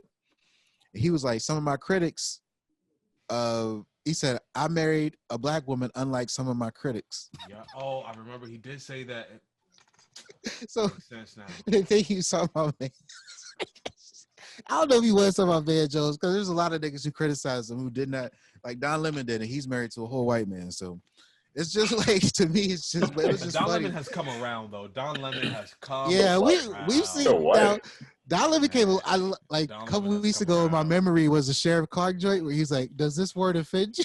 Remember he had it written down? Oh, Yeah, Don's come a long way. Don has come a long I If mean, anything, you can look at the evolution of Don. Right, like You could tell he was that black dude insulated in that in the gay white culture. I'm telling you, man, 100%. They are. He was isolated in it, but at some point, them sisters breaking him down on Twitter got him together. Because now Don, the first nigga on the channel, like, why we talking about this white man? Like, let's see. I saw Don wake the fuck up, yeah. Okay. He's still on the Caucasian News Network, but he is. He's bringing as real as he can bring it from the position he's at. I've seen the growth. You know what? Well, I get it. We can only hope that he continues. Hey, look, man, I'm with you. That's it. You know, you get too real in certain places, you get fired. That's Mark Lamont Hill and Jamel Hill. Any nigga ever. Facts. Hey, yo, Aaron McGruder, like the nigga got kicked off his own show. Like facts. How you get kicked off your own show? I'm gonna get this nigga whatever the fuck he want. Yeah. Yeah, man. Okay, so I got a question of the week, but I'm gonna save it to the end. Okay, that's what's up. I was gonna say some good news. Let's hear it. Let's get it. Ava DuVernay has been voted a part of the governors for the Academy. Yeah, I posted about that last week. Yeah, so I was like, all right, that's wonderful. Yeah, but I also, but when I hear that, I also think of this other meme I've seen where it's like companies acting like black people just came out. Yeah. Oh, so did y'all hear about Aunt Jemima and Uncle Ben? Yeah, that's way too late, bro. I don't even care. I'm really like. So, all right, I have a different feeling about this because now I'm like, all right, I feel that in white people's response to address racism, they're just erasing black people at this point. That's what they do. It's like that's the whole what is it? That safe spaces reaction? No, there's safe spaces they created on these campuses where it's just censorship to the ultimate. You can't say anything that might rattle someone else's feathers. That's the one thing I hate about certain aspects of what happens in certain fields on liberalism. Like, I'm like, look, man, let these people get this shit off their chest. The capitalist in me is not going to shop with them. You know what I'm saying? That's what I want to get to. This one little black lady said, go in Starbucks and when you put your order in, say, make it Black Lives Matter so they got yelled across the store. And I'm still waiting on the day we just don't go in Starbucks, nigga. Like we shouldn't need to go in Starbucks to begin with. Exactly. But that's the next evolution in me though. But a part of me is like, okay, I can appreciate the petty. You make the barista yell that shit across the room. But you know, the barista is not the corporation though. Like the barista could feel Black Lives do matter and say that shit with pride. Say it with their chest. That's what I'm saying. That's why I even appreciate it more because a black girl might be in that joint and put the ump on it. Black Lives Matter. Your drink is ready. You know what I'm saying? I love the visual of that, like the comedy of that, the spirit of that. I love that type of shit. Yeah, I got some. That was good news, even though I was half listening. But I also, Joel, this is for us. I heard on the Twitter sphere that they might be working on Attack the Block 2. And I told John Boyega, I was like, bruv, allow it. Please. Yes, I'm 100% for that. because it had a little socioeconomic message in it before, addressed racism a little bit. But I imagine now you could turn it up to 10, which is what I've been trying to do with what we got cooking. Mm-hmm. Like, I just been trying to turn it up to 10. Like, I really don't have no need to not say nothing no more. Yo, speak, talk your shit, man. Yeah, I really want a subtitle for the season. We need to come up with something. The line's been drawn or some shit. I want a subtitle. Because you know what's funny, man? At some point, like, it's very interesting, but a part of me, a strong part of me felt it was going to stay, but a part of me felt like the word woke may become outdated at some point. But now I know that's never going to be the case. Yeah, I don't see it anytime soon. Yeah. Oh, nah, nigga, you act like you weren't the same one telling me this shit before when I named the show. No, I just thought it was kind of just like too on the nose. You know what I'm saying? Yeah. Like it just kind of gives the show away way too much with the title. But I don't think the word itself is going anywhere anytime soon. Nah, but it had the same trajectory as swag, or creator, or like one of those buzzwords. Or what's the word, that clout, you know, had the same, you know, driving force as that. I wanted to talk about that, by the way, which you just mentioned is very interesting. Like Black Lives Matter, clout, hashtags, right? Mm-hmm. Stay woke, right? I love how there's sort of like these markers for, like, I mean, like Black Lives Matter as an organization, mm-hmm. It's a phrase, it's a call at protest, mm-hmm. It's a hashtag. And in that, it sort of exists outside of the organization, where you could say Black Lives Matter, but not necessarily donate to Black Lives Matter. Yeah, exactly. You can donate to other organizations that are doing the same work. Okay. But it's very interesting. But the word is kind of like how you call anything that's frozen, made out of fruit juice with a stick in it, a popsicle. Mm-hmm. But that's just the brand. Yeah. So copies are Xeroxes, you know. Exactly. You know, Pop-Tarts, but really they're toaster pastries. Yes. But Pop-Tarts the biggest brand, so we call all of them Pop-Tarts. It's kind of like that's kind of what Black Lives Matters has become a little bit, if we're talking brand wise. Mm-hmm. And I think we have to take onus and use the branding. For instance, like if a company said Black Lives Matter, right? I think that gives you instant impetus if you a black person working for that company to start asking all those questions you've been wanting to ask. You know better. Like, I know, but I just think that if we're going to allow them to say that without saying it, yeah, like we can let it become this basic euphemistic thing that's just thrown around online and has no meaning or substance behind it. Or we can choose to let it be a calling, a red herring. Like if we say the line's drawn, I feel like the line is drawn with Black Lives Matter. You know what I think you don't want it to Final become? straw. You don't want it to become reparations. And they're treating it like that right now. Yes. They're treating it like that 100%, where yes. I think that if it becomes, to me, it becomes the breaker. It's basically saying we're listening. Mm-hmm. If we take it as we're listening, even though it really doesn't mean that for the people who are saying it, but if we take it as we're listening, because I'm like, what does that have to mean to us? Because that's how big that phrase has become at this point. It's almost the thing that's fighting racism. In a way, like, where's your black square, nigga?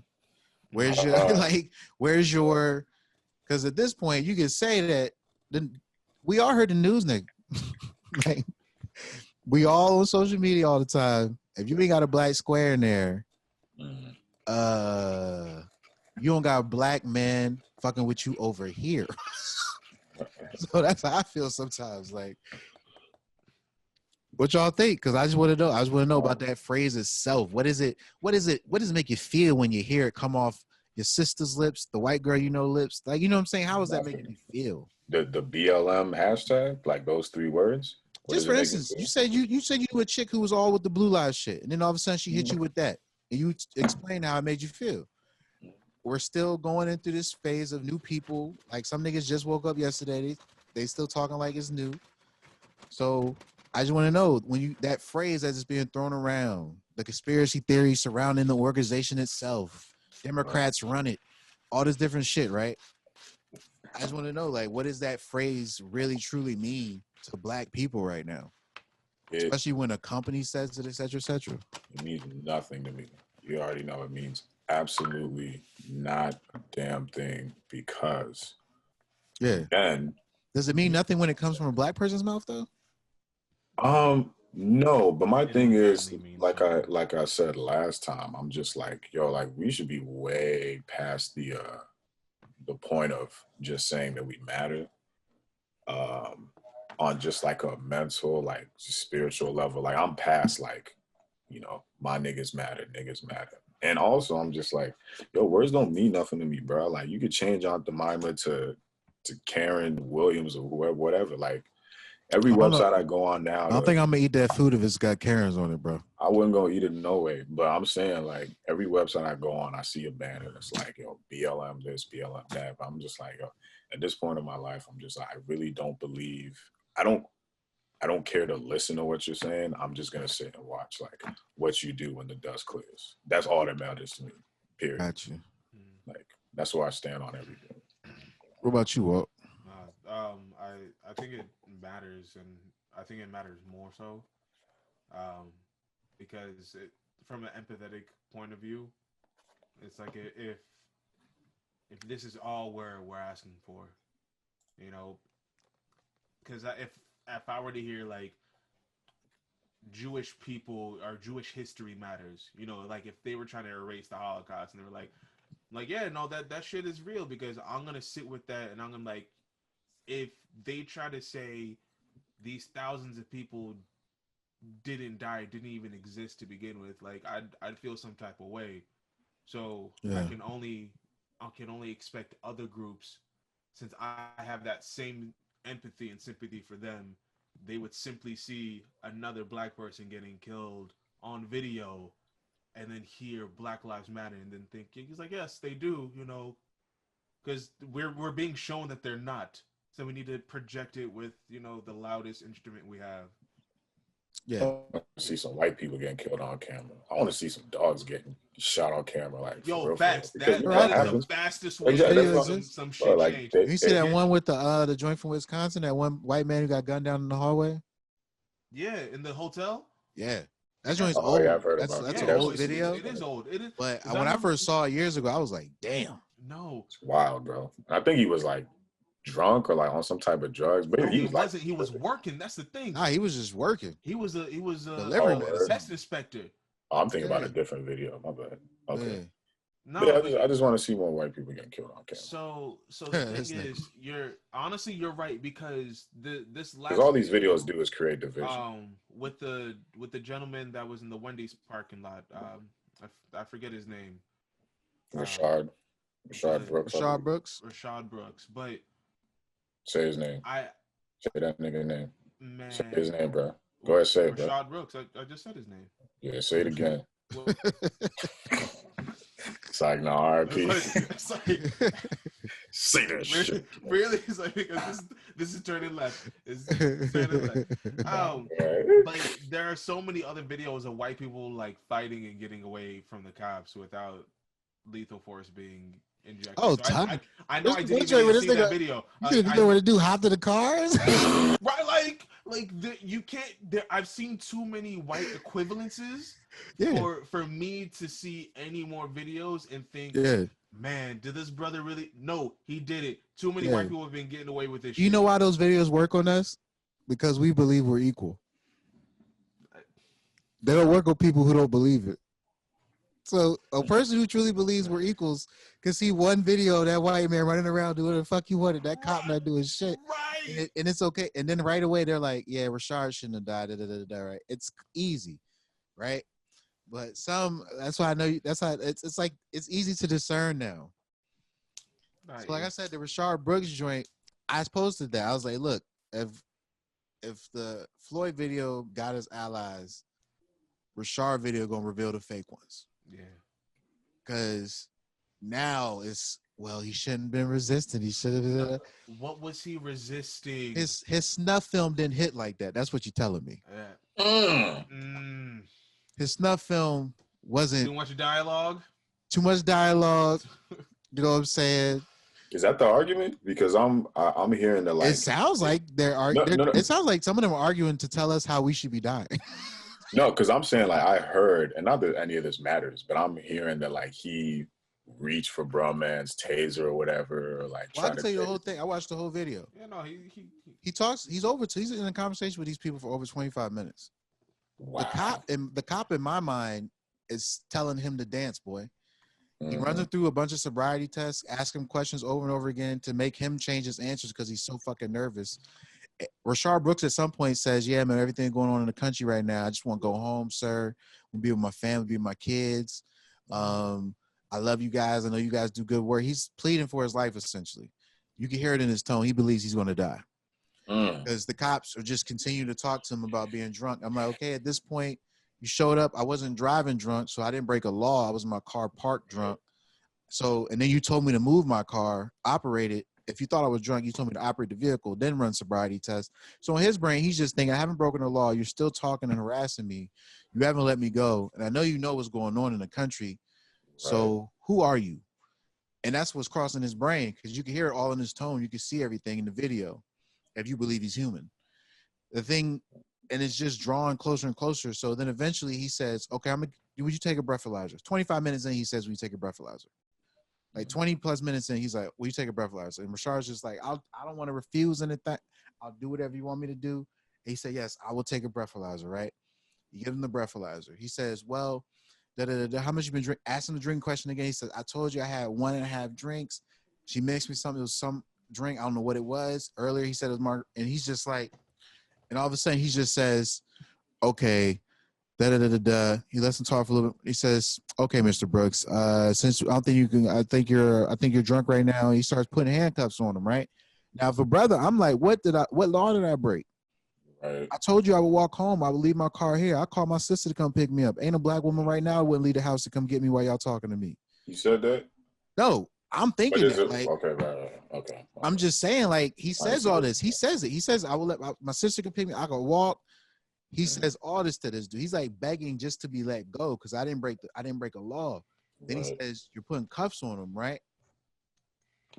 Okay, Sandra Bland died in custody. Freddie Gray died in custody. George Floyd had handcuffs on him. Right. People being hung in trees. I'm out too. Right. So he starts fighting. Boom, boom, boom. They're fighting. Then he grabs his taser. He says, I'm going to tase you. Rashard puts his hand over the taser and drops it and snatches it away. Yes, he fights both of these motherfuckers off of him. Wow. Fights both of them off of him, gets up and starts running. Then the one cop says, he's got my taser, and he's chasing after him. Rashard has the taser, and he turns. As he turns, he discharges it as he's turning it like this because it's also got a light on it. So you know it's a fucking taser. You just try to shoot me with it. You know what it is. Right. As he's behind him, he unclips his weapon and puts 3 in his back. It just came out today that while he was on the ground, the officer kicked him. And the other officer stood on his shoulders. And now the other officer is testifying as a state's witness to what the other officer did. He's testifying against his fellow officer. Yeah. Because the other one had been on the force for like 3-4 years. He was a newbie in most respects to a 25-year career on the force. And the other dude had been in law enforcement, they said like 12 to 15. He's a long duty cop. The antagonizer was and he's also got a long history of complaints against him. Like always. The antagonizer. Yeah. He's antagonist. Like I said, when I watched the video, bro, I literally just see a black man being tormented. Do you know the name of the cop that's going to testify? I don't know his name. I shared it earlier though. You know, because he's the name that we need to keep an eye out for, because it was like 4 or 5 years ago. It was a black lady that was fired, and she had her pension revoked. Oh, yeah, I saw that one. Yeah, because she spoke out against her partner doing a chokehold. It's like, wait. Yeah, don't like that. That's the story. That's what happened with Chris Dorner. Right. It's like you have these cops, and you say there are good ones. It's like, yeah, there are good ones in a bad bunch. Like that's all it is. No, I say, look, at this point, I posted after I saw the Rashard Brooks video. I was like, look, bro, they're not bad apples. Every gang got shooters. Facts. Facts. Like, Yeah, why that's it. that's what it is. Every gang got shooters. They got their hitters. You got your runners, you got your shooters. Where Rashard Brooks is unlucky because a shooter showed up. He wanted to shoot a nigga. That officer getting kicked off. This came from the one of the people at the drive-thru took a photo. This is the officer kicking Rashard when he's down, bleeding out. And also, other videos suggest they didn't try to give him any life-changing. They didn't try to save his life at all. They kicked him. They picked up their shells. Basically, just watching this man bleed out. Wow. So they try to what do you call this? Hide their evidence too. Facts. And then they released the video talking about it's been edited down for time purposes. I was like, a man's dead. I got time to watch the whole thing. Yeah. And then DJ Vlad released the whole thing, and I watched the whole thing.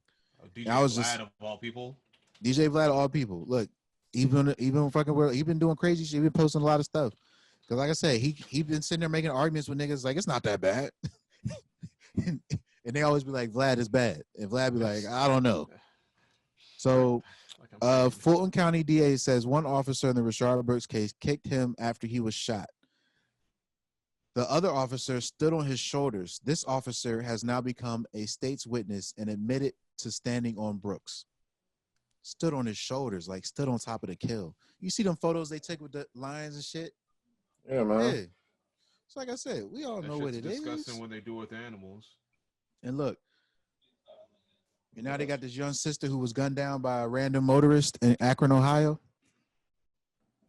Black girl, she just graduated. And everybody tagging LeBron, it's your hometown. You talking about you should play basketball. Like, so now they looking for the shooter. Some dude in a random blacked out Mustang pulled up, unfired. Witnesses say it looked like a middle-aged white man. So, and then they found the other body today hanging at the elementary school of the brother. Yo. And they said security footage and eyewitnesses suggest it was a suicide. I'm like, okay, so who watches themselves? So we just got 5 random brothers within the last month went up. Jumping off of trees. In public places. 7 people. 1 Hispanic dude. Public places. They just decided to start hanging themselves. Because or these actors that George Soros hired. That's the only dude they got on the left. George Soros funding everything. George Soros logging everything, yeah. He Lex Luthor, nigga. Right. When you powerful, you powerful. Nah. Yeah, it's too much. We just don't know the other names on the left. That's all. You know they got a council. Oh man, they all over there. The Koch brothers, the Rothschild. Come on, say you know the names. Even the niggas in the music industry, man. Like, all them dudes. Yeah. George Ailes, all them dudes, man. Like, yeah. Right, you know all their names, bro. Yeah, 100%, man. It's strong. Yeah, it's like I said, the Rashard Brooks video, man. it was horrible for me. I can't believe you still watching these joints, man. It's too much for me. It's I watched the whole thing. Like, for me, it's I already knew he didn't need to die before the video dropped. As soon as I saw the story, because first video I saw of it was a white man in the parking lot yelling at the police officer who shot him. You ain't have to shoot him. So white dude pissed off and shit. Like, he just lost a brother and stuff. Like, what the fuck? Why'd you shoot him talking to him for 20 minutes, man? You ain't have to kill that man like that. They just killed another black man for no fucking reason, right? So, okay, eyewitness report right there, black or white. I take those at heart. Yeah. You can get charged for lying on police. Why would you lie about what you saw the police do? Like, you know what I'm saying? People don't be thinking when they say shit, or they try to get back to their place of, I don't have to talk about these things, so y'all niggas worry about Chicago. Don't worry about what the police doing to y'all. Always Chicago. Always Chicago. And I think the police killing the brothers in Chicago. That's few blocks in Chicago. Literally, it'd be like a few blocks. Yeah, they dropped the guns off. Watching The Wire, right? Yeah. You go back and you just see how these niggas was a gang. 100%. Like, that's it. Like, John Boyega made a movie like that. What's it Detroit? called? No, that he was playing the coon in that one. What's that? Because I ain't seen that. Yeah, John Boyega played a coon in Detroit. We all got to talk about Detroit. But saddest role ever. Yeah. So remember when they thought he was a son? just saw that nigga crying in the trailer, but you know, Yeah, I man. don't know if it's a good. Nah, he was just such a stupid role in that movie. Yeah, it's so Damn, crazy. that's unfortunate. But it's I don't know. It's just I don't know that movie pissed me off for many reasons, right? But I'll talk about this other movie where he gets out of jail. He's like in LA and he's trying to get his life together. And he has a son and he sleep in his car. Fuck. I forget what it's called. It's this low budget movie that came out after Star Wars. But it's on Netflix. But the point of the movie was he was an ex-felon. He was a drug dealer. And when he got home, the police came and harassed him because they knew he still has those connections. And his uncle tried to get him dealing again, but he didn't want to do it. Yeah. But the police officers would come harass him like he was dealing again.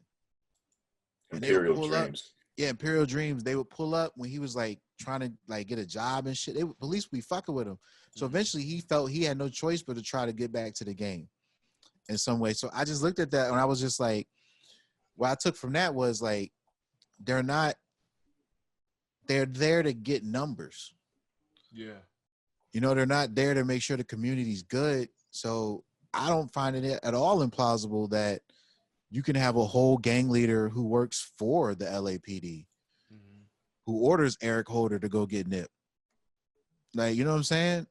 That's not unfathomable to me because of the way they use infiltration into our organizations all the time. And people always forget why the gangs originated. They started to fight the police. Nope. That was the whole origin of the Panthers. And eventually the sects broke off and they figured out how to manipulate it and turn it into tribal warfare versus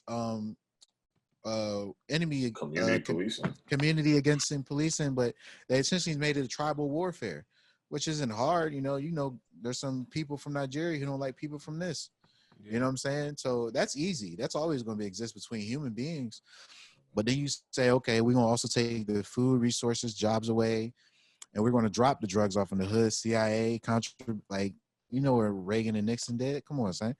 And then, so basically, all these things culminate over time, and I understand. And now you got places where Chicago they say 18 people died from gunshots this weekend. I'm like, first of all, you ain't telling me how many of these gunshots was suicides, how many of these gunshots was a white man killing somebody up in the north side of Chicago, because like white men don't get gun violence, or if there was a school shooting in Chicago that week. You just throwing all these numbers out, and I'm supposed to just think it's all niggas killing each other. Right. Exactly. Shit, man.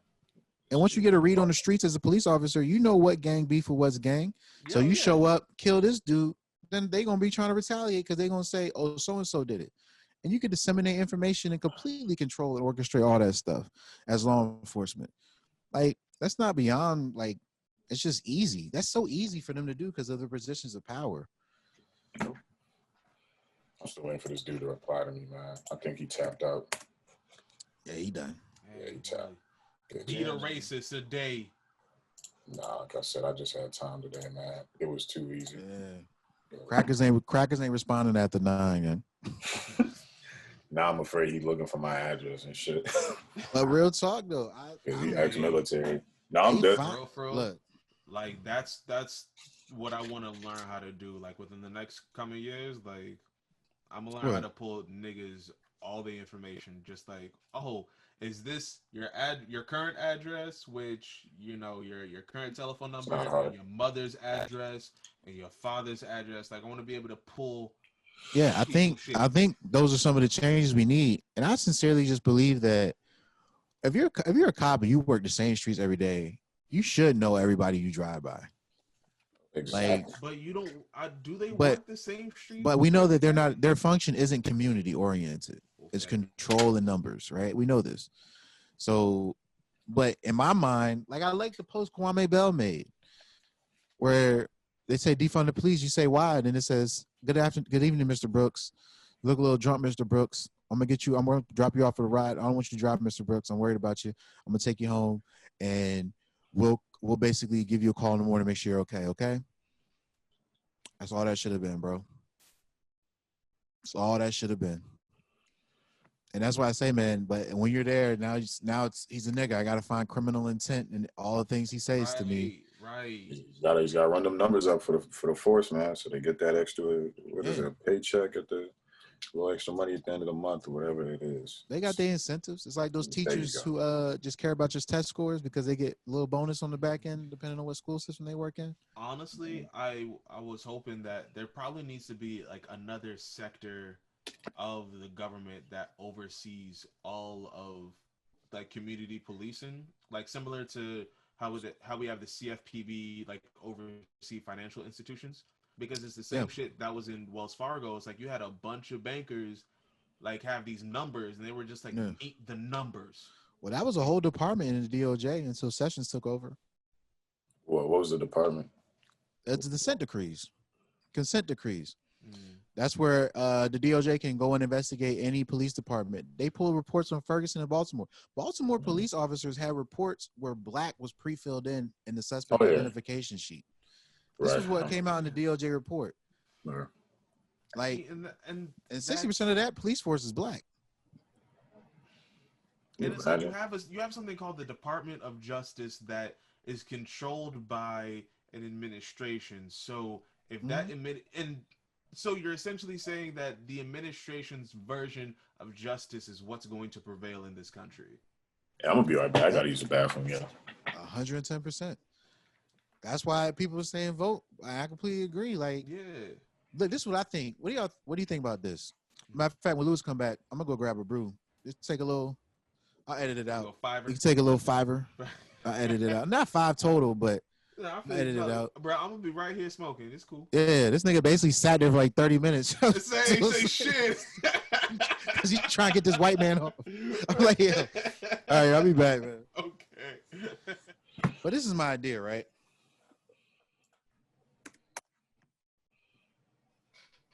I feel like we need a representative in each space of our entertainment and activism to be put on a coalition. Meaning, we pick the top basketball player, which will obviously be LeBron.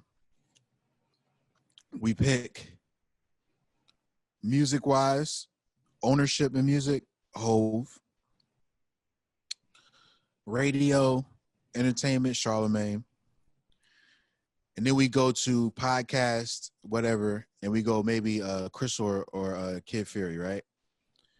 But we need a voice that is strong in each section of what we do. What podcasting, Twitter activism, street activism, and any facet of entertainment for us, whether it be Colin for NFL football, right? And then maybe even get this sports announcer, Stephen A. Smith or whatever.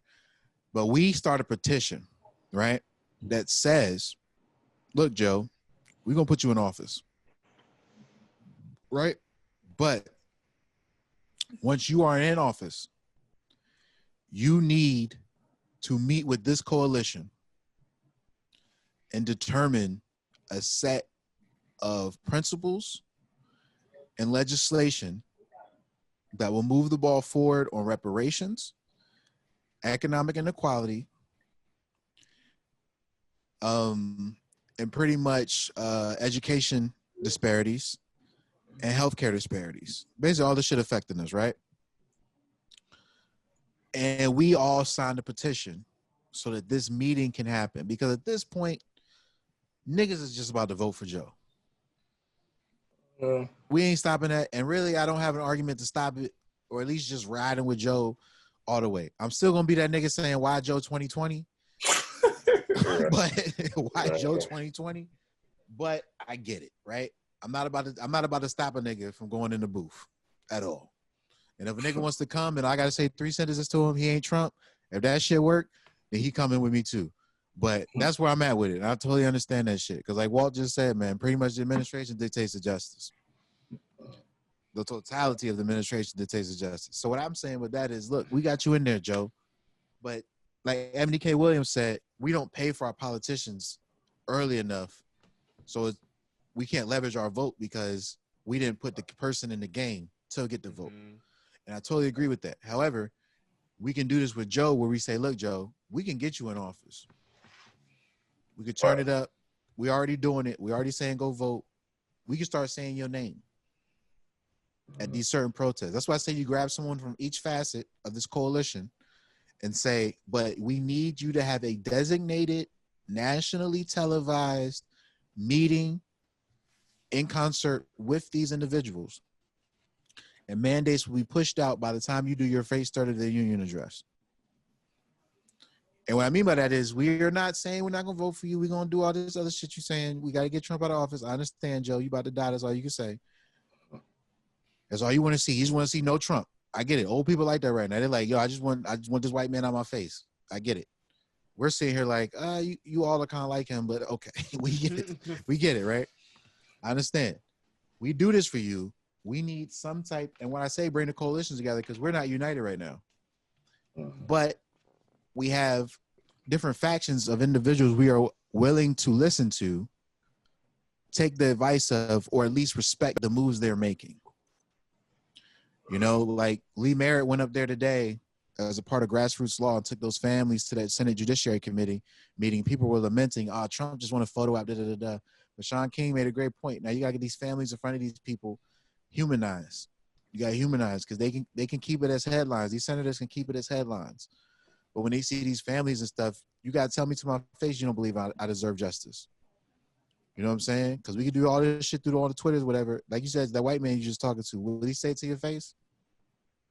You know, would he bring up this excuse for that they like to bring up in front of us in our face? Because if you're already using Candace Owens to say something, then I know you ain't saying it because you about it. Right. Because if you was about it, you would have just got it off your own. You got, you know, you got Twitter fingers. So like I said, so what I mean by this coalition is it's a people that we can agree that they get in the room. And I'm talking only economics and healthcare disparities because these are things we all agree on no matter where our division lies in social issues as Black people. Whether it be, you know what I'm saying, certain feelings you may have towards LGBT or certain feelings you may have towards Christian, conservative Black people, or like it's all divisive in those areas, those gray spaces, right? But our solid agendas are, we definitely don't want to have to keep telling our kids the talk. Mm-hmm. We definitely don't want our women to fear going to the hospital to give birth. Mm-hmm. We definitely don't want the police be able to get away with killing us. We definitely want these reparations. Like, these are wholesome agreements that we can latch on to. And I just think I want to make it an official petition. I want to structure it properly. We got to think if we just get enough signatures behind the idea of it, even if it doesn't go anywhere, just getting people behind the idea of a coalition. And I want to bring our entertainment in because people act like, we always want to talk about entertainers. I was like, first of all, America ain't got nothing but entertainers anyway. All the niggas running shit like on the social media sites that are American Uber billionaires like Bill Gates and stuff, at the end of the day, those are a small percentage. They got most of the money, but those are the small percentage of the people who actually have the money. Most of the wealth resides in the entertainers. Like whether they be athletes or actors or singers. Right. Like Taylor Swift is same white people. Like entertainers is where that is. That's what goes out to the world. That's our biggest export. I literally about to say that. Right. Yeah. Since it's our biggest export, why shouldn't we have them represent us in the space of activism and justice reform? So I was actually thinking the same thing.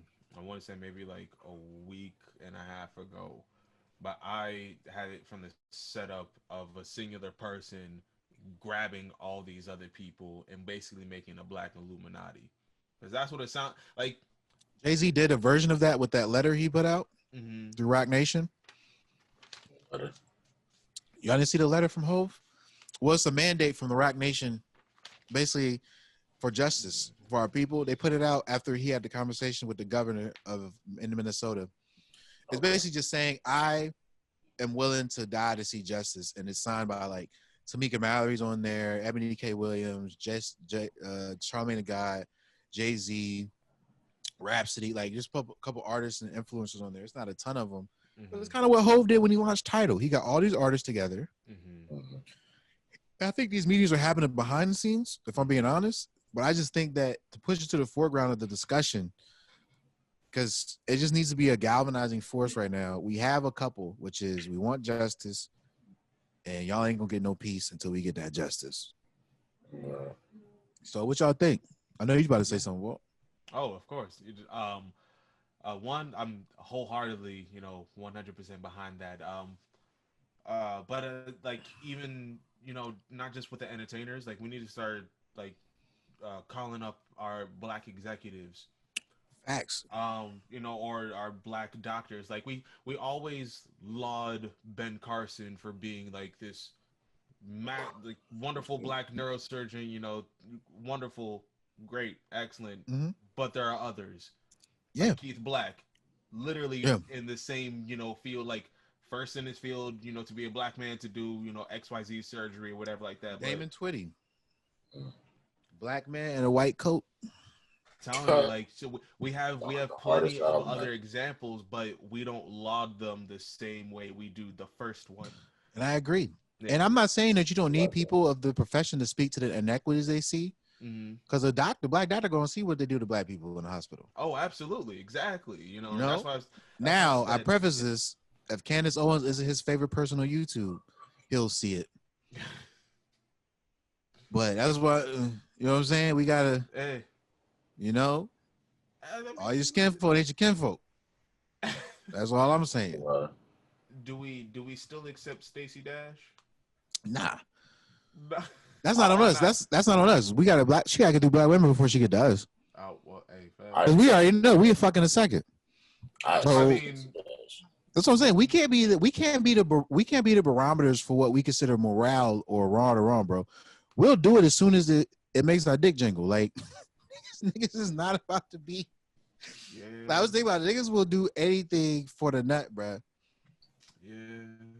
Like 100%, yo. So, like that's why Patrice O'Neal had that joke where he said safe sex is a woman's responsibility.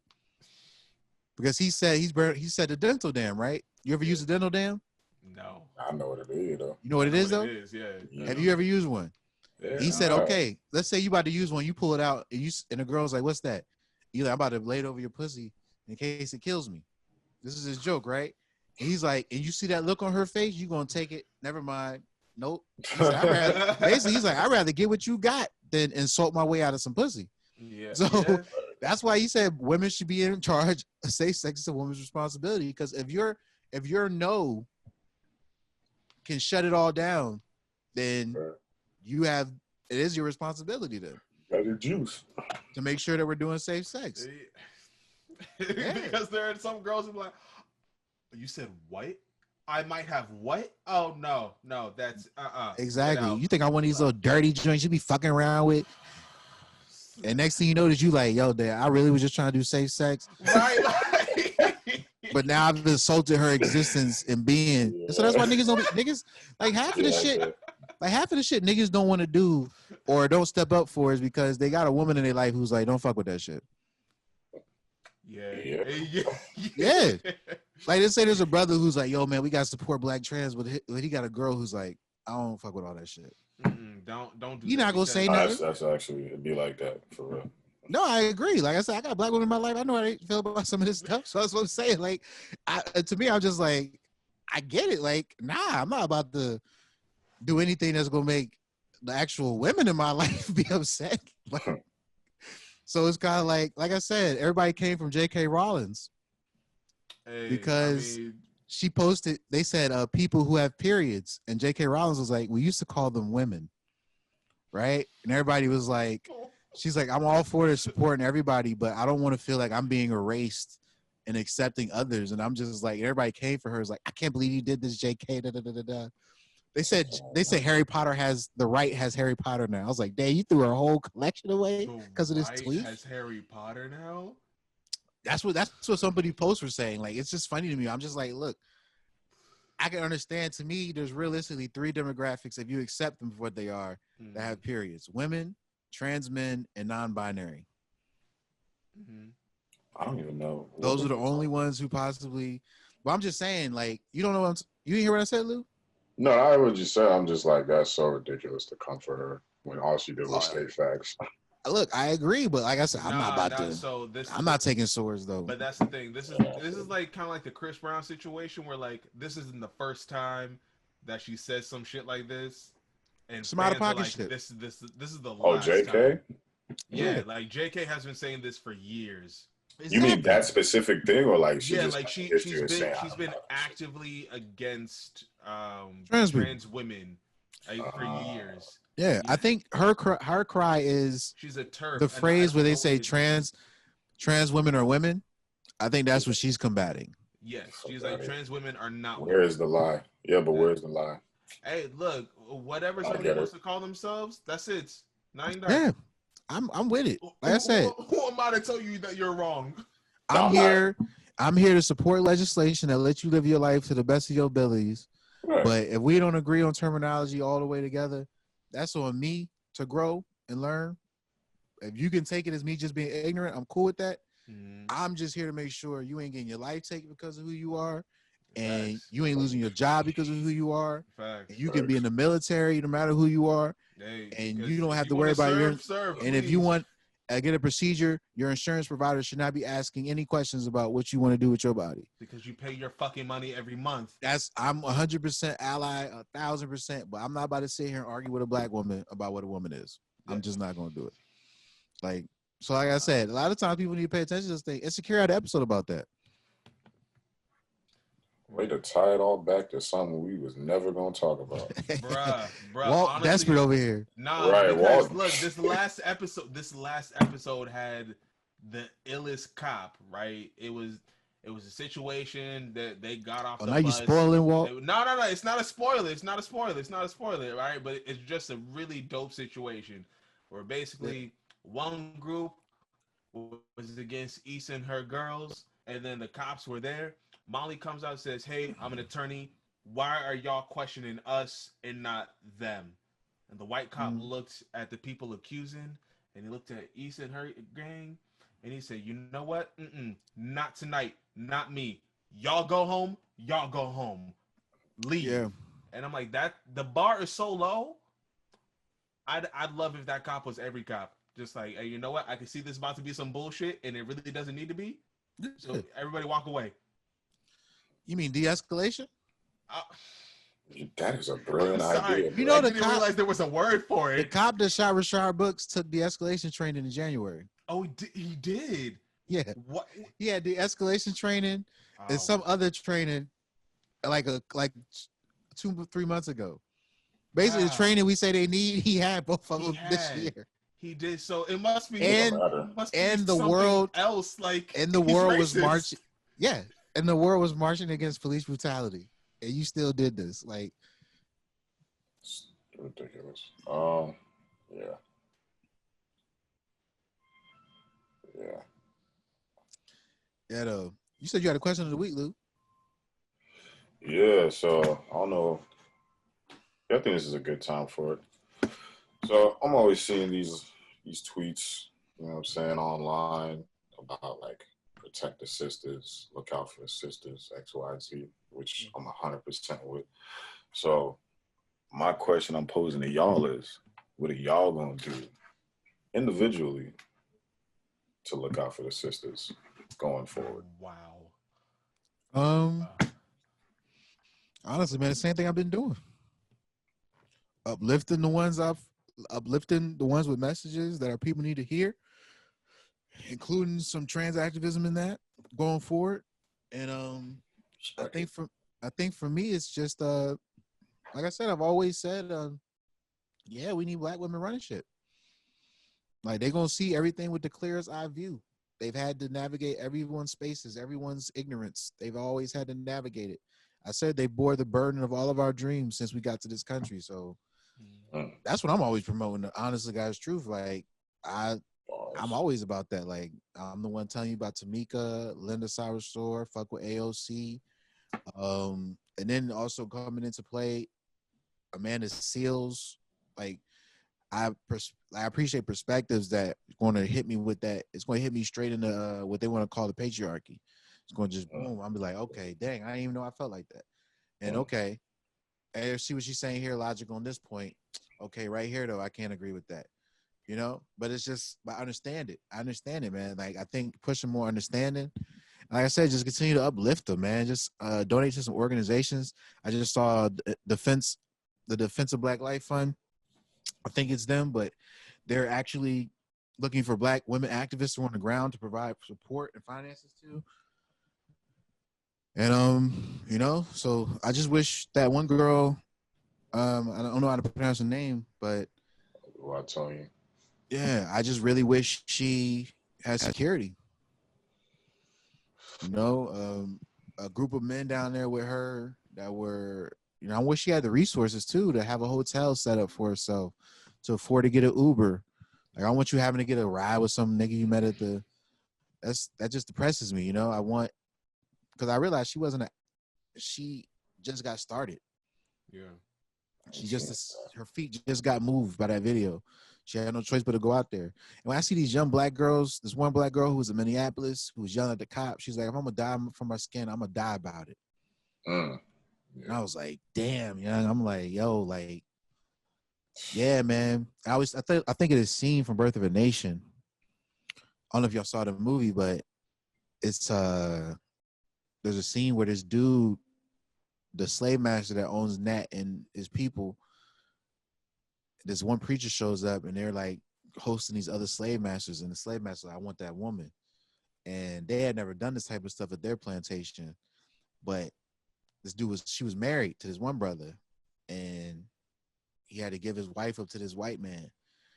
And she's like in that joint, he couldn't do anything to stop it. They raped her, and she came out the house crying, and he goes to console her, and she just like grabs her arm back and keeps running. And I remember that moment so starkly, and it was just like, I have the power to speak up, to say things that I don't like, to do certain things. They had no power at all to protect their women, man. And I understand where that divide comes from. It's so deep, and it's such a wound for us. It's going to take therapy from all of us to get past that wound, because to not be able to protect them in that moment, man, from just that evil, but at the same time, she had to hit the field in the morning, or you all got the whip. So it's like I said, man. I understand the deep and the darkness of this country. I understand where that pain comes from, and I just gotta be better. I thought I am. I've always tried to. You can look at my timelines and see what I've been thinking about for the last 6 years. Nothing but my people. So I'm gonna continue to keep it in that vein. I just shared this clip from Riza Islam.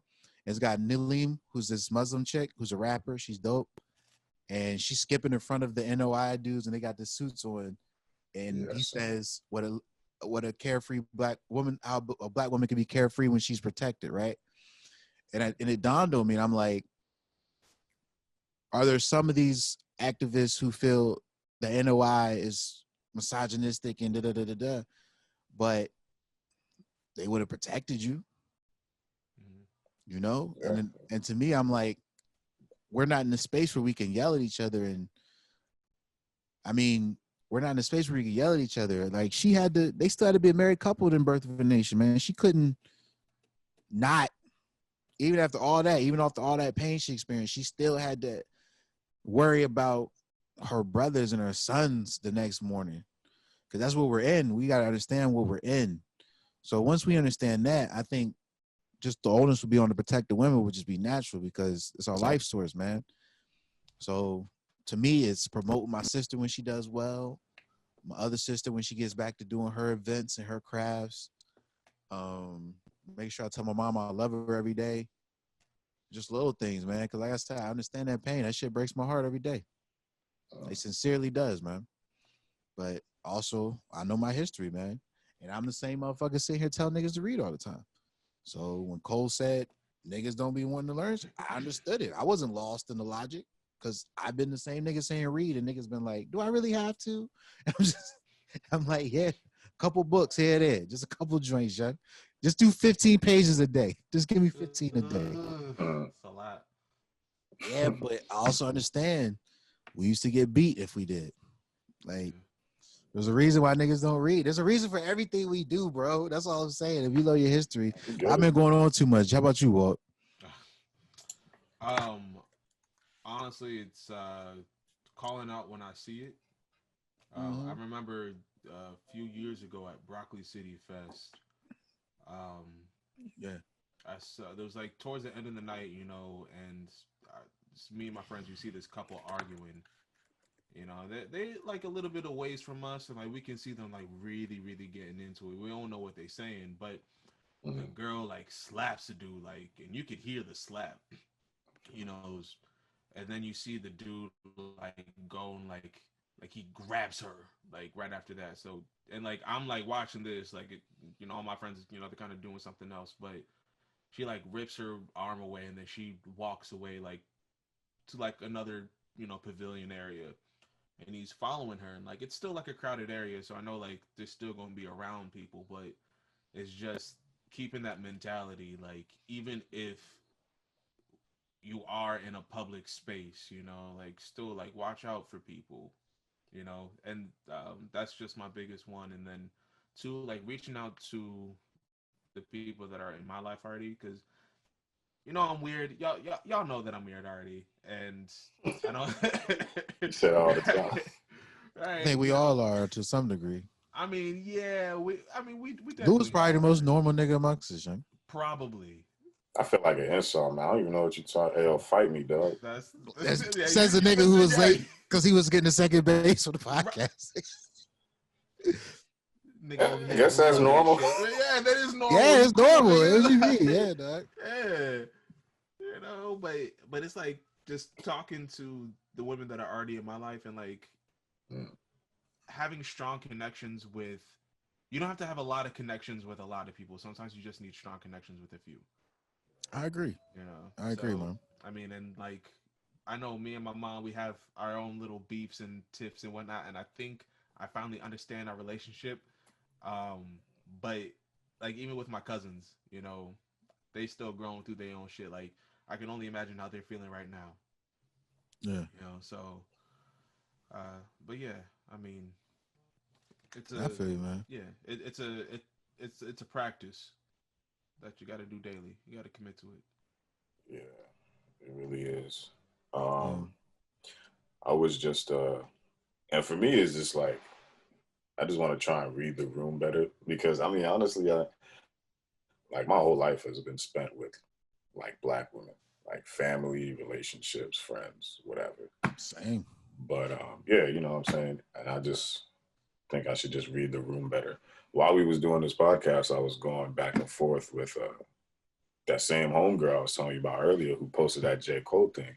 And at first I was like, you know, like, what do y'all want from Cole? You know what I'm saying? Like, what do y'all want him to do? Are you just critiquing him just to critique him and you're not going to give him any solutions to get better?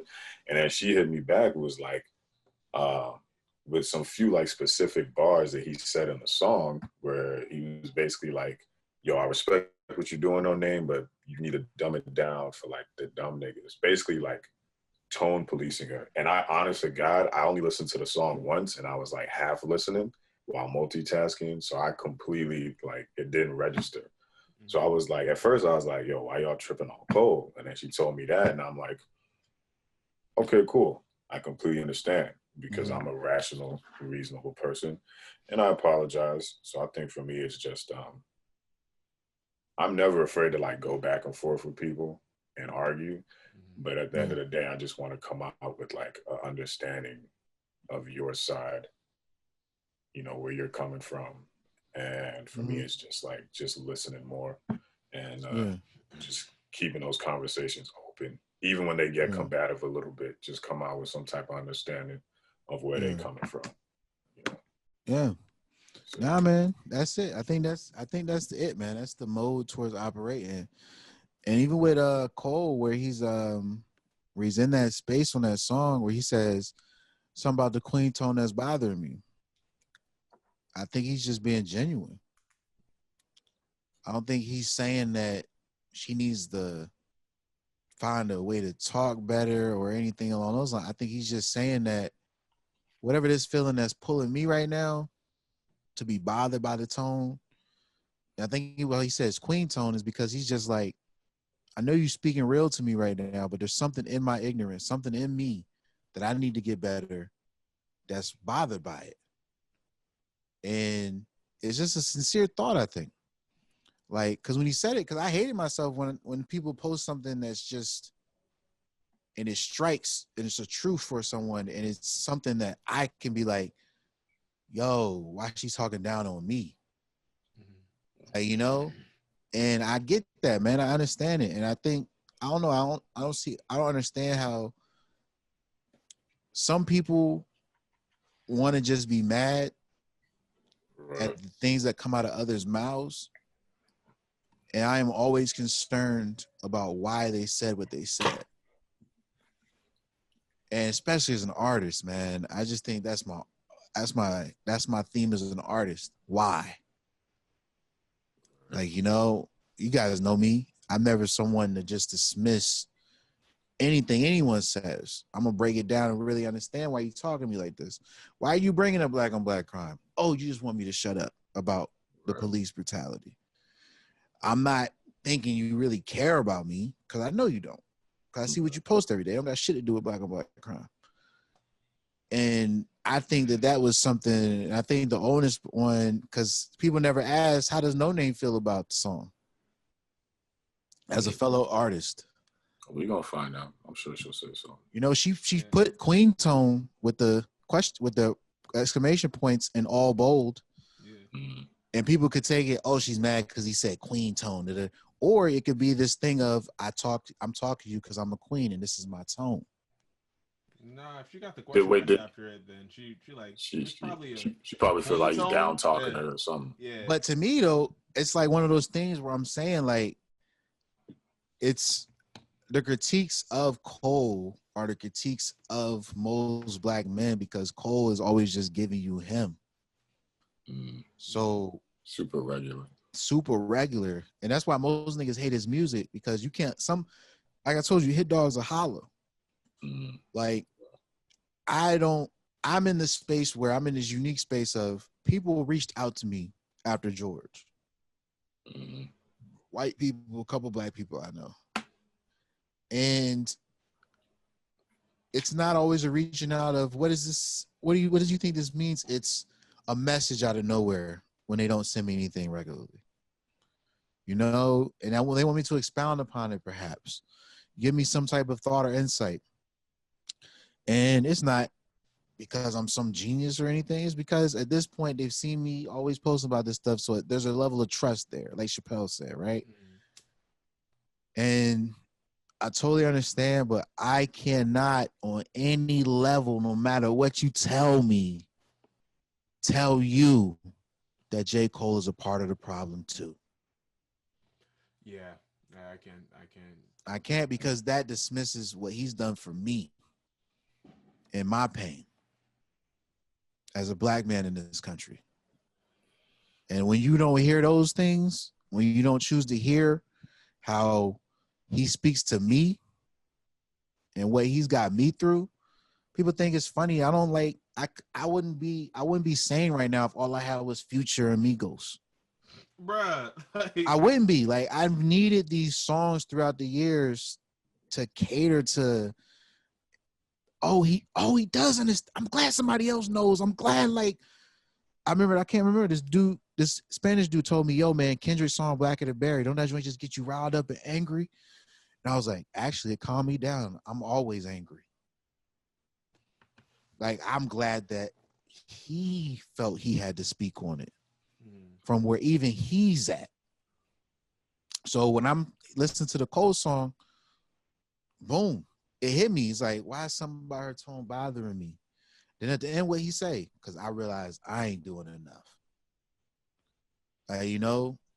She's not wrong. When people are wrong, think how easily you dismiss them. The reason we even give any credence to the black on black crime is because we acknowledge that we don't like it. But your argument, and when you choose to bring it to my face, is we don't like that more. Because now you're being so fucking hypocritical. You just want me to shut up, and you're using the trauma of my people to do it. You think we sit here celebrating these death tolls in the hood? Yeah. Right. You know what I'm saying? But I'm more concerned about the police, because I'm going to encounter police before I encounter Crips. Because that's where I live. That's my life. People always say, how come more black people talk about these things? Because more black people deal with police than they do gang violence, bro. We ain't all in the hoods. Right. It's simple. It's simple how these things connect us, because these are state-sanctioned organizations that my taxes pay to slaughter my people. And I could be next because no matter what it does, my college degree, I could be in my house, I could be eating, I could be parking. We've seen so many examples. You could be doing anything, and next thing you notice, a bad apple is killing your whole family tree. So I don't got time for this shit right now. But on that flip side, I feel your pain. I'm listening, and that's all Cole was saying with that song. She mad at these crackers. She mad at my niggas. She mad at our ignorance. Everything you need to hear in that song, but they ain't gonna hear right now because they're mad. They're mad, they're angry, they're not gonna totally hear it. Just like them protesters ain't hearing you saying there's a better way. No, they was burning shit day one. They ain't listening to you right now. They in pain. And that's what I'm saying. The women are in pain. I understand that. They ain't listening to it right now, but let the Cole, the beautiful thing about Cole is I need Cole to tell us what Cole already told us. Cole got songs talking about police brutality already. You can list up, you go to the catalog for that shit. You think I needed him to jump out and tell us what the baby told us? No. Cole been saying that his whole career. The baby saying it is significant because of his audience and his preach. Right. So you can say you canceling Cole, but you can't cancel Cole. You can't. He's in cancel. Like, we don't have the power to cancel shit. Like I said, once that's what I'm saying. Yeah, once people really understand our futility, and that's why he also brought into that song the class issue. I take it you're a chick who was raised in an environment that allowed you to be aware of these things. When you're in survival mode, and Nipsey said this, when you're in survival mode, you don't worry about right or wrong. You worry about getting through the day. He said, only when you get up and you get a little better can you sit there and start thinking about what am I saying and how am I affecting the world around me.